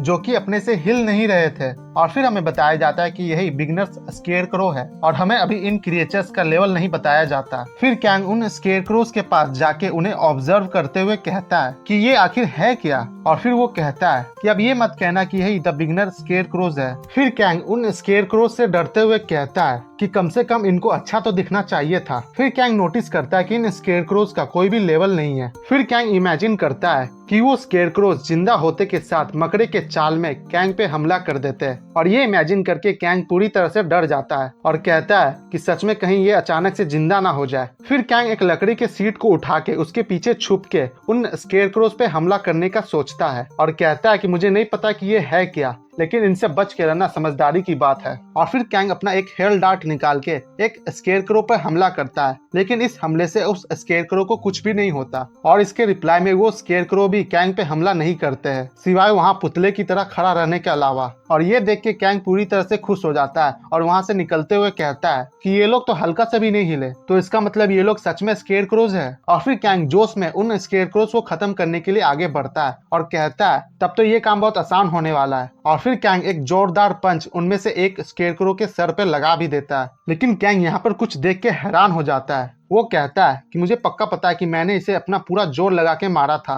लेकिन इसे देखने से ऐसा लग भी नहीं रहा कि इसे मेरे हमले से कुछ फर्क भी पड़ा होगा। हमें दिखाया जाता है कि वो स्केयरक्रो कैंग के उस हमले से जमीन पे पूरी तरह से गिरा भी नहीं था और फिर वो वापस से खड़ा हो जाता है। और ये देख के कैंग पूरी तरह से कंफ्यूज हो जाता है। और फिर हमें दिखाया जाता है कि वो सभी स्केयरक्रोज एक साथ जिंदा हो जाते हैं और वो एक साथ कहते हैं कि दुश्मन की पहचान हो गई है। और फिर हमें इन स्केयरक्रोज का लेवल दिखाया जाता है जो कि अब 7 है। इन स्केयरक्रोज को देख के कैंग की तो पूरी तरह से फट जाती है और फिर वो कहता है क्या बकवास है, क्या ये लोग मेरे लेवल तक एडजस्ट हो गए हैं ताकि मुझे बराबरी का टक्कर दे सके। फिर उनमें से एक स्केयरक्रो कैंग पे हमला करता है और कैंग भी उस हमले से बाल बाल बचता है और कहता है कि कम से कम मुझे कुछ तो हिंट दे दिए होते इन क्रिएचर से लड़ने से पहले। फिर कैंग उनके स्पीड को देख के कहता है कि चलो शुक्र है कि ये लोग उस गॉब्लिन से स्लो है जिससे कि पहले मैं मिला था। और फिर कैंग हमें बताता है कि अगर किसी का लेवल 7 होता है रियल वर्ल्ड में तो फिर उसे बॉडीगार्ड या फिर सोल्जर की तरह ट्रीट किया जाता है जिसके पास 5 साल का एक्सपीरियंस होता है। और फिर कैंग कंटिन्यू करता है लेकिन इस नर्क में लेवल 7 एक नौसिखिए की तरह ट्रीट किया जाता है। और फिर हमें दिखाया जाता है कि कैंग को गुस्सा आ जाता है और वो उन स्केयरक्रोज को गाली देता है और अब वो अपना बैटल हेल्पर स्किल को एक्टिवेट करके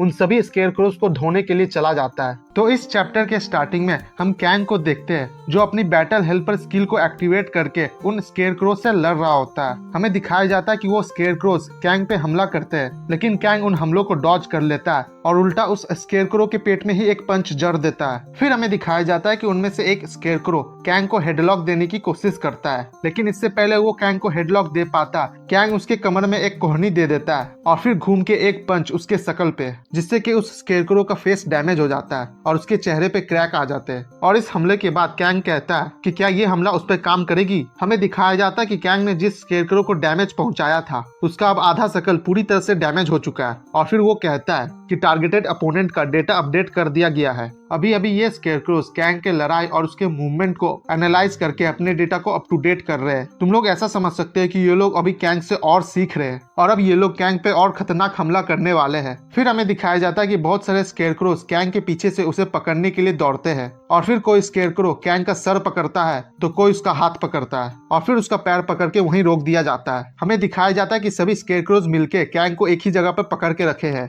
और कैंग भी अपने आप को इनसे नहीं छुड़ा पा रहा है। फिर हमें दिखाया जाता है कि सामने से एक स्केयरक्रो कैंग पे हमला करने के लिए आगे बढ़ता है और वो कैंग के चेहरे पे एक जोरदार पंच जड़ देता है और फिर उसके पेट में एक खतरनाक सा घूसा। फिर हमें दिखाया जाता है कि वो स्केयरक्रो कैंग के पूरे शरीर पे हमला कर देता है, जिससे कि कैंग को बहुत सारे सिस्टम नोटिफिकेशन आते हैं जिसपे लिखा हुआ था कि तुम्हारा शरीर और सख्त हो रहा है और तुम्हारे शरीर में अंदरूनी ब्लीडिंग का भी रेजिस्टेंस बढ़ गया है, तुम्हारा पेन रेजिस्टेंस भी बढ़ चुका है। ये तीनों ही नोटिफिकेशन कैंग को बार बार दिखाए जा रहे थे, जबकि हमारा कैंग अभी पूरी तरह से दर्द में होता है। फिर हमें दिखाया जाता है कि वो स्केयरक्रोज कैंग की कुत्ते जैसी हालत करने के बाद उसे अधमरी हालत में छोड़ देते हैं और फिर हमें बताया जाता है कि कैंग का स्टेमिना 10% से नीचे गिर गया है। फिर उसका सिस्टम उसे बताता है कि तुम फिर से जिंदा हो जाओगे क्योंकि तुम्हारे पास हेल्थ स्ट्रॉन्गेस्ट टाइटल का पर्क है। हमें दिखाया जाता है कि कैंग पूरी तरह से थक गया है मार खा खा के और उसके सर और मुंह से खून भी आ रहा था, लेकिन अब धीरे धीरे वो हील कर रहा है। फिर कैंग उन स्केयरक्रोज के सामने अपने घुटने पे आके कहता है कि क्या मुझे यहाँ से भाग जाना चाहिए और फिर वो कहता है कि मैंने तो इन पे एक अच्छा सा हिट भी नहीं किया है। फिर कैंग खड़ा होते हुए अपना हाथ उठाते हुए कहता है कि चलो, जबकि तुम लोग मार्शल आर्ट्स यूज कर सकते हो तो मैं इतना तो इस्तेमाल कर ही सकता हूँ। और फिर हमें दिखाया जाता है कि कैंग अपने इन्वेंट्री से कुछ निकालने लगता है। हमें दिखाया जाता है कि कैंग के हाथ से एक पीली कलर की रोशनी चमकने लगती है और फिर हमें पता चलता है कि कैंग अपने इन्वेंट्री से वही पिछले बार वाली लाठी निकाला है, लेकिन इस बार ये लाठी पता नहीं क्यों चमक रही होती है। फिर कैंग उस लाठी को निकालने के बाद कहता है चलो अब ये मैच बराबरी की होगी। फिर हमें इस लाठी के बारे में बताया जाता है जो कि बहुत ज्यादा ड्यूरेबल तो नहीं है, लेकिन इसका अटैक पावर बहुत ज्यादा हाई है। फिर कैंग इस लाठी को लेके उन स्केरक्रोज की तरफ टूट पड़ता है और फिर कैंग चिल्ला के अपनी लाठी से एक स्केरक्रो पे हमला करने की कोशिश करता है। हमें दिखाया जाता है कि वो स्केरक्रो कैंग का इस हमले को ब्लॉक करने का कोशिश करता है, लेकिन फिर भी कैंग का ये हमला उस स्केरक्रो को बहुत जोर से लगा था, जिससे कि उस स्केरक्रो का एक हाथ टूट जाता है। और कैंग ये देख के पहले तो थोड़ा खुश होता है और फिर हमें दिखाया जाता है कि उस स्केरक्रो के टूटे हुए हाथ के जगह पे कुछ बदलाव आने लगती है और फिर सभी स्केरक्रोज अपना जंग के डेटा को अपडेट करते हैं, यानी कि अब इनके डेटा के हिसाब से कैंग के पास एक खतरनाक तलवार है जिससे कि इनको खतरा है। और इसी वजह से सभी स्केरक्रोज अपने हाथ को एक हथियार में बदल लेते हैं और ये देख के कैंग पूरी तरह से हैरान हो जाता है। हमें दिखाया जाता है कि सभी स्केरक्रो के पास अब कुछ ना कुछ एक हथियार होता है। किसी के पास तलवार होती है, किसी के पास कुल्हाड़ी, किसी के पास हथौड़ा या फिर किसी के पास भाला। और ये देख के कैंग की पूरी तरह से फट जाती है और फिर हमें दिखाया जाता है कि कैंग मर चुका है और कैंग इस बार 5 दिन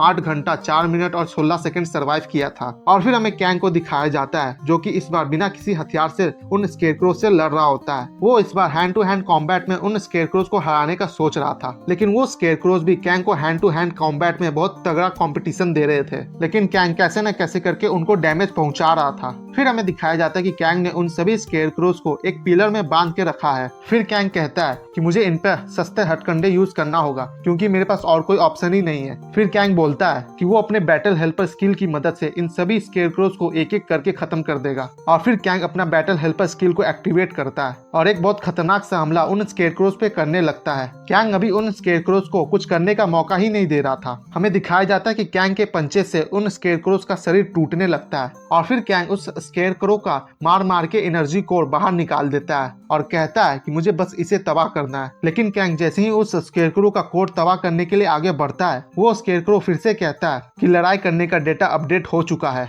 और ये सुन के कैंग रुक जाता है और अब ये स्केरक्रोज का अटैक पिछले बार से भी ज्यादा खतरनाक होगा। फिर कैंग कहता है हाँ, तुम लोग पहले अपना डेटा को अपडेट कर लो, तभी तो और मुझे खतरनाक अपोनेंट मिलेंगे जिससे कि मैं और स्ट्रॉन्ग बनूंगा। फिर हमें कुछ देर बाद का सीन दिखाया जाता है जहाँ कैंग की हालत पूरी तरह से खराब होती है और वो हाफ रहा होता है। वो कहता है मुझे और कितने बार ये सहना पड़ेगा। हमें दिखाया जाता है कि उन स्केरक्रोज का डेटा अपडेट होने के बाद वो लोग बहुत खतरनाक मूव्स यूज करके कैंग को इंस्टेंट मार दे रहे हैं। हमें दिखाया जाता है कि एक स्केरक्रो कैंग को हेड चोक देके वहीं मार देता है और फिर कोई स्केरक्रो कैंग को उल्टा सर के बल पटक देता है जिससे कि वो मर जाता है, या फिर कोई स्केरक्रो कैंग को लातों से हवा में उड़ा देता है, या फिर कोई स्केरक्रो कैंग को एक पंच में उसका गर्दन तोड़ देता है। अभी ये स्केरक्रोज जितने भी मार्शल आर्ट्स पैदा हुए हैं उन सभी को कैंग के ऊपर इस्तेमाल कर रहे होते हैं। फिर हमें दिखाया जाता है कि कैंग एक पिलर के सहारे बहुत बुरी कंडीशन में बैठा हुआ था और फिर वो कहता है कि तुम साले कमीने कहीं के, तुम लोगों को आखिर कितने मार्शल आर्ट्स आते हैं। और फिर हमें दिखाया जाता है कि ये चीज सुन के वो स्केरक्रो एक फाइटिंग स्टांस में आ जाता है और फिर ये देख के कैंग भी खुश हो जाता है और उसकी तरफ बढ़ते हुए कहता है कि मुझे नहीं लगता कि मैं फिस्ट फाइट में मरने वाला हूँ, तो चलो इसे भी एक बार आजमा के देखते हैं। और फिर कैंग बहुत फुर्ती में उस स्केरक्रो की तरफ जंप करता है,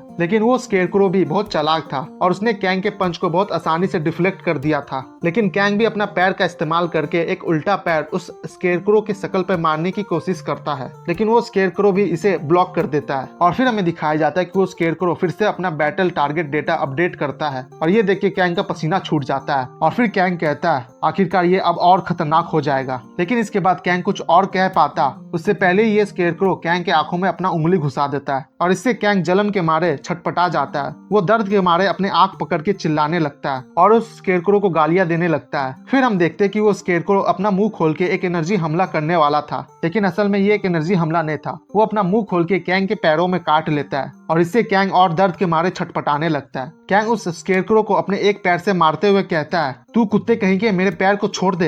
और फिर हमें दिखाया जाता है कि कैंग फिर से मर जाता है। तो इस चैप्टर के स्टार्टिंग में हमें कैंग को दिखाया जाता है जो कि अभी तक इस क्वेस्ट में 9 बार मर चुका है। फिर हमें बताया जाता है कि कैंग को 9वीं बार मरने के बाद कुछ बातें समझ में आती है, जिसमें कि पहला बात ये था कि ये स्केयरक्रोज अपने डेटा को बस 4 ही बार अपडेट कर सकते हैं। मतलब कि ये लोग सिर्फ 4 ही बार कैंग के मूव्स को अडेप्ट कर सकते हैं। और फिर कैंग उनमें से एक स्केयरक्रो के फेस पर एक पंच जड़ते हुए कहता है कि इसी कारण से ये लोग अब और ताकतवर नहीं बन रहे। और फिर हमें दिखाया जाता है कि वो सभी स्केयरक्रोज एक साथ कैंग पर टूट पड़ते हैं। और फिर कैंग कहता है कि ये स्केयरक्रोज का हमला करने का तरीका एक फिक्स्ड पैटर्न में है। और फिर कैंग कहता है कि अगर ये स्केयरक्रोज एक बार अपनी मूवमेंट को गलत कर देते तो ये लोग उसे रुक के ठीक करते हैं। और फिर हमें दिखाया जाता है कि कैंग उनमें से एक स्केयरक्रो का पैर पकड़ के बाकी बचे स्केयरक्रो पे पटक देता है। और फिर कैंग उन सभी स्केयरक्रोज को एक लात मारते हुए कहता है कि यहाँ तीसरी बात यह है कि इन्हें डिस्ट्रॉय करने की कोई जरूरत नहीं है, क्योंकि खुद ये लोग एक बार निर्धारित सीमा तक डैमेज ले लेंगे तो फिर ये लोग अपने आप ही रुक जाएंगे। हमें फिर दिखाया जाता है कि कैंग के उस लात से सभी स्केयरक्रोज बहुत दूर जाके फेंकाते हैं, इसलिए कैंग को इसे पूरी तरह से डिस्ट्रॉय करने की कोई भी जरूरत नहीं है। फिर हमें दिखाया जाता है कि कैंग उन तीनों बात को रियलाइज करने के बावजूद उन स्केयरक्रोज को कुत्तों की तरह मार रहा होता है। उसका सिस्टम विंडो बार बार उसे चिल्ला के बता रहा होता है कि तुम्हारा ये मैच पूरा हो गया है, लेकिन फिर भी कैंग रुकने का नाम ही नहीं ले रहा था। वो एक के बाद एक खतरनाक स्ट्राइक उन स्केयरक्रोज पे करे ही जा रहा था। और फिर हम देखते हैं कि किमसू उनमें से एक स्केयरक्रो का सर पूरी तरह से उड़ा देता है। फिर कैंग एक और खतरनाक हमला रेडी करते हुए कहता है कि मैं तुम्हें बार बार डिस्ट्रॉय कर दूंगा। और फिर हम देखते हैं कि कैंग एक बहुत खतरनाक सा हमला उस स्केयरक्रो पे छोड़ देता है, जिससे कि वो स्केयरक्रो 2 टुकड़ों में बट जाता है। और कैंग के इस हमले से एक बहुत खतरनाक एनर्जी भी निकलती है, जो कि आप अपने स्क्रीन पे देख सकते हैं। और फिर कैंग इस हमले के बाद शांत हो जाता है। कैंग का सिस्टम उसे बताता है कि तुमने इस क्वेस्ट को पार कर लिया है, मतलब कि तुम्हारा quest friend of a beginner अब कंप्लीट हो चुका है। फिर कैंग ये देख के खुशी के मारे चिल्लाता है। फिर कैंग पीछे मुड़ के अपने तिरछी नजर से उन स्केयरक्रोज को देखता है। और फिर हम देखते हैं कि कैंग ने उन सारे स्केयरक्रोज को मार मार के उनके पार्ट पुर्जे को अलग कर दिया है। और फिर कैंग कहता है अब मुझे कुछ अच्छा फील हो रहा है ये देख के। और फिर हम देखते हैं कि कैंग वहीं गिर जाता है थकान के मारे। फिर कैंग वहीं लेटे हुए कहता है ये साले कमीने स्केयरक्रोज, मैं चाहता था कि मैं किसी अपने बराबरी के लेवल वाले बंदे से फाइट करूं, लेकिन ये तो कुछ ज्यादा ही खतरनाक हो गया। फिर कैंग अपना कपकपाता हुआ हाथ देखते हुए कहता है कि मुझे ऐसा क्यों लग रहा है कि ये quest friend of a beginner एक टीचर लेवल का क्वेस्ट था। फिर कैंग कहता है कि ऐसा लग रहा है कि मैंने इस फाइट से बहुत कुछ सीखा है और अब मैं उन सारे फाइटिंग टेक्निक्स को अपने अंदर महसूस कर पा रहा हूँ। फिर कैंग कहता है चलो पहले घर जाने से पहले उस रिवॉर्ड को चेक कर लेते हैं जो मुझे अभी इस क्वेस्ट को कंप्लीट करने से मिला है। फिर हमें एक सिस्टम विंडो दिखाया जाता है जहाँ लिखा हुआ था कि तुम्हारा रिवॉर्ड का क्वालिटी को बढ़ा दिया गया है क्योंकि तुम्हारे पास SSS रैंक गुड लक का टाइटल है। हमें फिर दिखाया जाता है कि कैंग के हाथ में एक क्रेडल ऑफ हेवन का कार्ड था जिसपे कि एक पेड़ की तस्वीर बनी हुई थी और वो कार्ड चमक भी रहा था। और फिर कैंग देखता है कि उसे उस कार्ड से एक कपड़ा मिला होता है और ये देख के कैंग थोड़ा कंफ्यूज था। फिर कैंग का सिस्टम उसे बताता है कि तुम्हें एक सेलेस्टियल क्रेडल मिला है जो कि एक लेजेंडरी ग्रेड का है। फिर हमें बताया जाता है कि ये कपड़ा किसी का ग्रोथ को बढ़ा सकता है और किसी के डैमेज बॉडी को भी रिस्टोर कर सकता है। फिर कैंग कहता है ग्रोथ बढ़ाएगा, इसका क्या मतलब है? फिर कैंग उस कपड़े को उठाते हुए कहता है कि मुझे ये पार्ट तो समझ में आ गया कि ये मेरे डैमेज को रिस्टोर करेगा, लेकिन मुझे ये नहीं समझ में आया कि ये ग्रोथ बढ़ाने वाली बात क्या है। लेकिन मैं खुश हूँ कि मुझे एक लेजेंडरी आइटम मिला है, पर मुझे इसको इस्तेमाल करना नहीं आता। फिर कैंग कहता है कि मुझे ऐसा लग रहा है कि मैं एक साथ खुश और परेशान दोनों हूँ। फिर कैंग को एक बहुत खतरनाक सा आइडिया आता है। वो कहता है कि क्या अगर मैं इस कपड़े को अपने सर पे बांध लूं तो मैं क्या और इंटेलिजेंट हो जाऊंगा? और फिर कैंग ऐसा ही करता है। उसने उस कपड़े को अपने सर पे बांध लिया होता है, लेकिन फिर थोड़ी देर बाद उसे रियलाइज होता है कि उसका इंटेलिजेंस 1% भी नहीं बढ़ रहा। और फिर कैंग उस कपड़े को अपने सर पर से उठाते हुए कहता है कि अच्छा हो यहाँ पर आसपास कोई है नहीं तो ये बहुत शर्मिंदगी वाली बात हो जाती। फिर कैंग उस कपड़े को अपने मुट्ठी में बंद करके कहता है कि वो तो इस कपड़े को अपने डैमेज को रिस्टोर करने में भी यूज नहीं कर सकता, क्योंकि वो जब भी मरता है वो अपने परफेक्ट कंडीशन में वापस आ जाता है, तो ये कपड़ा उसके लिए कोई काम का नहीं है। फिर कैंग सोचता है कि वो इस कपड़े को अपने रियल वर्ल्ड में वापस जाके बेच देगा और ये कपड़ा जरूर महंगे में बिकेगा, क्योंकि है तो असल में ये एक लेजेंडरी आइटम। और फिर कैंग अपने सिस्टम में कुछ चेक कर रहा होता है, लेकिन तभी उसकी नजर उस लेजेंडरी अंडे पे जाती है और फिर वो कहता है कि अरे ये तो वही अंडा है जो कि मुझे मिला था जब मैंने उन मॉस्किटो मॉन्स्टर पे डिसमेंटल स्किल का यूज किया था। और फिर वो कहता है कि इस कपड़े पे भी ग्रोथ बढ़ाने की बात लिखी हुई है, तो इसका मतलब ये हो सकता है क्या कि मैं इस कपड़े को इस अंडे पे इस्तेमाल कर सकता हूँ। और फिर हम देखते हैं कि कैंग उस अंडे को निकाल के उस कपड़े से उसको ढक देता है और फिर कैंग थोड़ी देर वहाँ पर रुकने के बाद कहता है कि लगता है मुझे इसे बेचना ही पड़ेगा। लेकिन फिर हम देखते हैं कि उस अंडे में कुछ हलचल होने लगती है और उस अंडे से कुछ रोशनी जैसी चीज भी निकल रही थी। और ये देख के कैंग तो पूरी तरह से हैरान हो जाता है। हमें दिखाया जाता है कि उस अंडे में अब क्रैक पड़ने लगती है और साथ ही उस अंडे के साथ वो कपड़ा भी बिखर जाता है। फिर कैंग डरते हुए कहता है कि कहीं इस अंडे से कोई जंगली मॉन्स्टर ना निकल जाए, और अगर ऐसा होता है तो उसे भरोसा नहीं है कि वो इस बार जीत पाएगा कि नहीं। हमें दिखाया जाता है कि वो अंडा धीरे धीरे पूरी तरह से टूटने लगता है और उससे बहुत तेज रोशनी भी आ रही थी, जिससे कि कैंग को अपने आंखों को बचाना पड़ता है और फिर वो अंडा टूट जाता है। हमें दिखाया जाता है कि उस अंडे में एक परी जैसी मॉन्स्टर सोई हुई थी और कैंग ये देख के पूरी तरह से हैरान और कंफ्यूज था। उसे तो कुछ समझ में आ ही नहीं रहा था कि ये अब कौन सा नया टाइप का क्रिएचर है। और फिर हमें दिखाया जाता है कि उस परी का आंख धीरे धीरे खुलता है और फिर वो परी उठ के बैठ जाती है। हमें दिखाया जाता है कि इस परी के पंख भी होते हैं और इसके बगल में एक छड़ी जैसी चीज भी रखी हुई थी, जो कि देखने से ऐसा लग रहा है कि ये इसका हथियार है। हमें फिर दिखाया जाता है कि वो परी कैंग के मुकाबले बहुत छोटी थी और फिर कैंग अपना एक उंगली उस परी की तरफ ले जाता है और कहता है कि ये तो मेरी सोच से भी ज्यादा छोटी निकली। फिर हमें दिखाया जाता है कि वो परी कैंग का वो उंगली को खा जाती है और फिर कैंग दर्द के मारे अपना हाथ झटकता है, जिससे कि वो परी जाके सीधा सीलिंग से टकराती है। कैंग कहता है कि ये तो एक पागल जंगली मॉन्स्टर है और फिर वो कहता है कि आखिर मुझे कितना घटिया रिवॉर्ड मिला है, क्या मेरे साथ मजाक हो रहा है। हमें दिखाया जाता है कि कैंग के इस झटके के बाद इस परी के अंजर पंजर ढीले हो जाते हैं। वो कहती है कि उसे भूख लगा है और ये सुन के कैंग थोड़ा हैरान था। फिर वो परी फिर से कहती है कि उसे भूख लगा है, जिसपे कि कैंग अपने पॉकेट में कुछ चेक करता है और फिर अपने पॉकेट से एक चॉकलेट निकालते हुए उस परी को देता है और कहता है कि क्या तुम ये खाना चाहती हो। लेकिन वो परी सीधे मना कर देती है और फिर कैंग कहता है कि क्या तुम्हें ये नहीं चाहिए, तो फिर तुम्हें क्या चाहिए, जिसपे कि वो परी फिर कैंग की तरफ इशारा करती है, जिसपे कि कैंग कहता है ये तो सच में एक जंगली मॉन्स्टर है। और फिर कैंग उस परी को अपना खून थोड़ा सा पीने के लिए दे देता है। हमें दिखाया जाता है कि वो परी कैंग के हाथ में एक पाइप घुसा के उसका खून चूसने लगती है और फिर खून चूसने के बाद वो परी कैंग के हाथ को चाटने लगती है। ये देख के फिर कैंग कहता है कि ये कितना घिनौना है। फिर कैंग सोचता है कि उसे ये अंडा मॉन्स्किटो मॉन्स्टर पे डिसमेंटल स्किल का यूज करने पे मिला था, तो क्या इसका मतलब ये है कि ये एक मच्छरों की परी है। फिर कैंग कहता है कि मेरे हाथ में खुजली हो रही है और कैंग ये भी कहता है कि इस परी का आवाज मच्छर की तरह है। फिर वो परी कैंग से कहती है कि अब मेरा मन कहीं जाके भरा है और फिर वो कैंग से कहती है चलो नौकर अब मेरे लिए कुछ मीठा लेके आओ। और ये सुन के कैंग की पूरी तरह से सटक जाती है। फिर कैंग उस परी को अपने मुट्ठी में बंद करके कहता है कि तूने क्या कहा, एक बार फिर से कह के दिखा। जिसपे कि वो परी कहती है कि तुमने जो मुझे खाना दिया वो बहुत अच्छा था, इसलिए उसके लिए थैंक यू मेरे नौकर। और ये सुन के कैंग उसको और कस के दबाने लगता है। फिर वो परी कहती है कि तुमने मुझे जो इतना कीमती खाना दिया वो बहुत अच्छा था मेरे बटलर। फिर कैंग उस परी को छोड़ते हुए कहता है छोड़ो ये सब, मेरा नाम है कैंग ह्यूनमू। और फिर उससे पूछता है कि तुम्हारा नाम क्या है, जिसपे कि वो परी अपना पूरा जोर लगा के अपने नाम को याद करने की कोशिश करती है, लेकिन वो ऐसा कर नहीं पाती। और फिर वो कहती है कि मुझे मेरा नाम याद नहीं है, जिसपे कि कैंग कहता है कि तुम तो सही में मच्छरों की परी हो। जिसपे कि वो परी गुस्सा होते हुए कहती है नहीं मैं वो नहीं हूँ। फिर वो परी कहती है हाँ मुझे याद आ गया कि मैं कौन हूँ। और फिर वो कहती है कि मैं वो परी हूँ जिसको कि आखिर में आना था। और ये सुन के कैंग कहता है आखिर में, क्या मतलब है इससे तुम्हारा, क्या तुम इस दुनिया के आखिर में आके इस दुनिया को बचाने वाली थी। जिसपे कि वो परी कहती है कि नहीं, मुझसे प्रॉमिस किया गया था कि मैं इस दुनिया के सारे लिविंग ऑर्गेनिजम्स को खा सकती हूँ जब ये दुनिया खत्म होने वाली होगी तो। और ये सुन के कैंग की पूरी तरह से फट जाती है और साथ ही साथ वो बहुत कंफ्यूज भी था। और फिर कैंग कहता है कि क्या मुझे इसे यहीं और अभी खत्म कर देना चाहिए। तो इस चैप्टर के स्टार्टिंग में हमें वही परी को दिखाया जाता है जो कि कह रही थी कि मुझसे वादा किया गया था कि इस दुनिया का खात्मा होने के बाद मैं इस धरती के सारे जीव जंतु को खा सकती हूँ। और ये सुन के कैंग अपने मन में सोचता है कि ये छोटी सी चीज इस धरती के सारे जीव जंतु को खा सकती है। फिर कैंग कहता है कि ये परी तो बकवास कर रही है। लेकिन फिर कैंग को याद आता है कि उसका ब्लड तो पॉइजनस था और उसका खून तो इतना जहरीला था कि उस गॉब्लिन का हाथ कैंग के उस खून से पिघलने लगा था। फिर हमें उस परी को दिखाया जाता है जिसका कि कैंग का खून पी के पेट बाहर आ गया था। और फिर वो हंसते हुए कहती है कि मैंने जो बात तुमसे अभी कही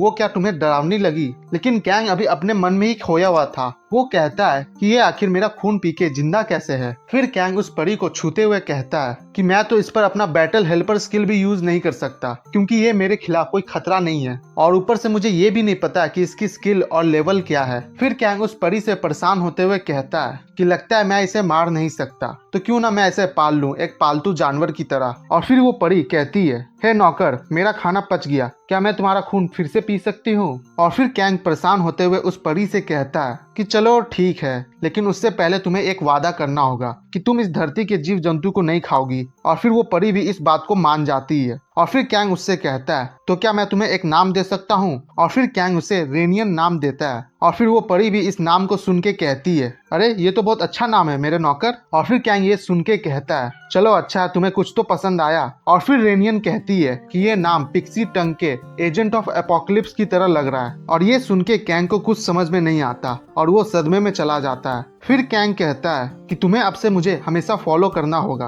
और साथ ही में एक चीज हमेशा दिमाग में रखना कि तुम कभी भी कोई इंसान को ना खाओ। और फिर रेनियन उससे पूछती है कि क्या मैं तुम्हें भी नहीं खा सकती? फिर कैंग कहता है कि मैं दूसरों की चिंता क्यों कर रहा हूँ, मुझे तो अपनी चिंता करनी चाहिए। और फिर वो अपना लाइन सुधारते हुए कहता है कि मुझे दूसरों की चिंता नहीं है, लेकिन तुम मुझे नहीं खाओगी। और फिर कैंग कहता है कि अगर तुम्हें बहुत ज्यादा भूख लगा हुआ है और तुम उस भूख से मरने वाली हो तो तुम किसी और को जाके खा सकती हो। और क्या तुम्हें ये बात समझ में आई? जिसपे कि रेनियन हाँ बोलती है। फिर कैंग कहता है कि उससे पहले मैं तुम्हें अपना थोड़ा सा ब्लड दूंगा। और ये सुन के रेनियन पूरा खुश हो जाती है और उसके मुंह से लार भी टपकने लगता है। वो कहती है कि मेरी डाइट बैलेंस्ड है। और फिर कैंग अपने मन में कहता है कि मुझे लगता है कि इसका डाइट अगर थोड़ा बहुत ऊपर नीचे हो गया तो इससे कोई दिक्कत नहीं होने वाली। फिर हमें दिखाया जाता है कि कैंग खड़ा होकर उन स्केरक्रोज की तरफ देख रहा होता है। और फिर रेनियन कैंग से पूछती है कि वो क्या है, वो देखने से इंसान तो नहीं लग रहे। जिसपे कि कैंग उसे बताता है कि ये एक खतरनाक जंग का मैदान है जिसको कि मैंने जीत लिया है। फिर कैंग कुछ नोटिस करता है और कहता है, एक सेकेंड, कि आखिर एक स्केरक्रो दो टुकड़ों में क्यों बटा हुआ है? फिर कैंग उस पल को याद करता है जब उसने बैटल हेल्पर स्किल की मदद से उस स्केरक्रो पर हमला किया था।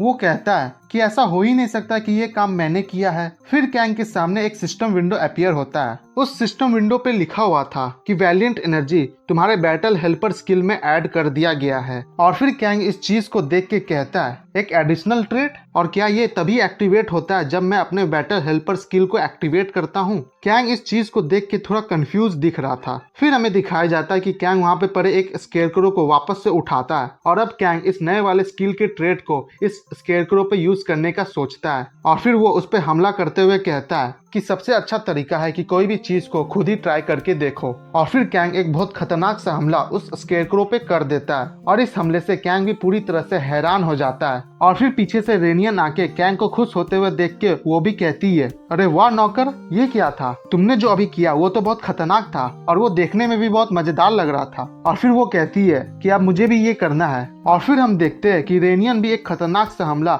उस स्केरक्रो पे दे देती है जिससे कि उस स्केरक्रो का सर पूरी तरह से चकनाचूर हो जाता है। देखने से ये लग रहा है कि रेनियन का ये हमला कैंग की तरह सिमिलर है। रेनियन का ये ताकत देख के कैंग की भी हवा टाइट हो जाती है। फिर हमें दिखाया जाता है कि कैंग को आवाज आती है कि दुश्मन की पहचान हो गई है। और ये सुन के कैंग थोड़ा कंफ्यूज दिख रहा था। हमें दिखाया जाता है कि वो स्केरक्रोज वापस से खड़े होने लगते हैं और ये देख के कैंग भी फाइटिंग स्टैंस में आ जाता है। हमें दिखाया जाता है कि वो स्केरक्रोज कैंग को दोबारा से घेर लेते हैं और फिर वो कहते हैं कि तुम्हारी पहचान एक सुपर ह्यूमन की तरह है, इसलिए यहाँ का लॉक हटा दिया गया है। कैंग को अभी यहाँ पर कुछ समझ में नहीं आ रहा था कि ये लोग आखिर कहना क्या चाह रहे हैं, लेकिन कैंग यहाँ पे तैयार था अपने आप को इन स्केरक्रोज से बचाने के लिए। और कैंग कहता है, सुपर ह्यूमन, आखिर ये लोग किस चीज के बारे में बात कर रहे हैं? लेकिन फिर तभी उनमें से एक स्केरक्रो एक डायरेक्शन की तरफ पॉइंट करता है और फिर कैंग भी उस तरफ देखते हुए कहता है कि क्या ये जगह पहले से यहीं पर थी? हमें दिखाया जाता है कि उस जगह पर कुछ नहीं था सिवाय टूटे फूटे मलबों के अलावा। फिर कैंग वहां पर जाके उस टूटे फूटे सामानों को उठाने लगता है। फिर रेनियन को वहां से कुछ खुशबू जैसी चीज का स्मेल आता है जिसके बारे में वो कैंग को बताती है और फिर रेनियन कैंग को उस तरफ ले जाती है। हमें दिखाया जाता है कि वहां पर एक डेस्क पे एक इंसान की लाश होती है जो कि अब पूरी तरह से कंकाल में तब्दील हो गई है। हमें दिखाया जाता है कि उस कंकाल के हाथ के नीचे एक लिफाफा भी था और फिर रेनियन उस हड्डी को देख के कहती है कि मुझे इससे खाने की खुशबू आ रही है। और फिर हमें दिखाया जाता है कि रेनियन उस स्केलेटन की उंगली की हड्डी तोड़ के खाने भी लगती है और ये देख के कैंग को घिन बढ़ रही थी। और फिर कैंग उसे रोकते हुए कहता है कि तुम्हें मरे हुए लोगों को भी नहीं खाना है, लेकिन रेनियन कहती है कि वो मुझे खाने में बहुत टेस्टी लग रहा था। और फिर कैंग उस हड्डी को वापस उस स्केलेटन के पास रख देता है। फिर कैंग की नजर उस लेटर पे पड़ती है जो कि उस स्केलेटन के हाथों के नीचे थी और फिर कैंग उस लेटर को उठा के पढ़ता है जिसमें कि पहला लाइन लिखा हुआ था कि मैंने यहाँ बहुत गलतियां की है। और ये पढ़ के कैंग कहता है कि क्या शुरुआत है। फिर कैंग उस लेटर को कंटिन्यू करता है उस लेटर में लिखा हुआ था कि 3 साल हो गया जब से यहाँ की स्थिति खराब हुई है और ये स्थिति बद से बदतर होते जा रही है। बच्चे जो इस टॉक्सिक हवा में पैदा ले रहे हैं वो जन्म लेते के साथ मर जा रहे हैं। फिर हमें एक परिवार को दिखाया जाता है जो कि कुछ देख के हैरान हो रहे थे। वो लोग एक न्यूज देख रहे थे जहाँ पर बताया जा रहा था कि वो एबिलिटी यूजर्स जो हवा से गंदगी साफ कर सकता था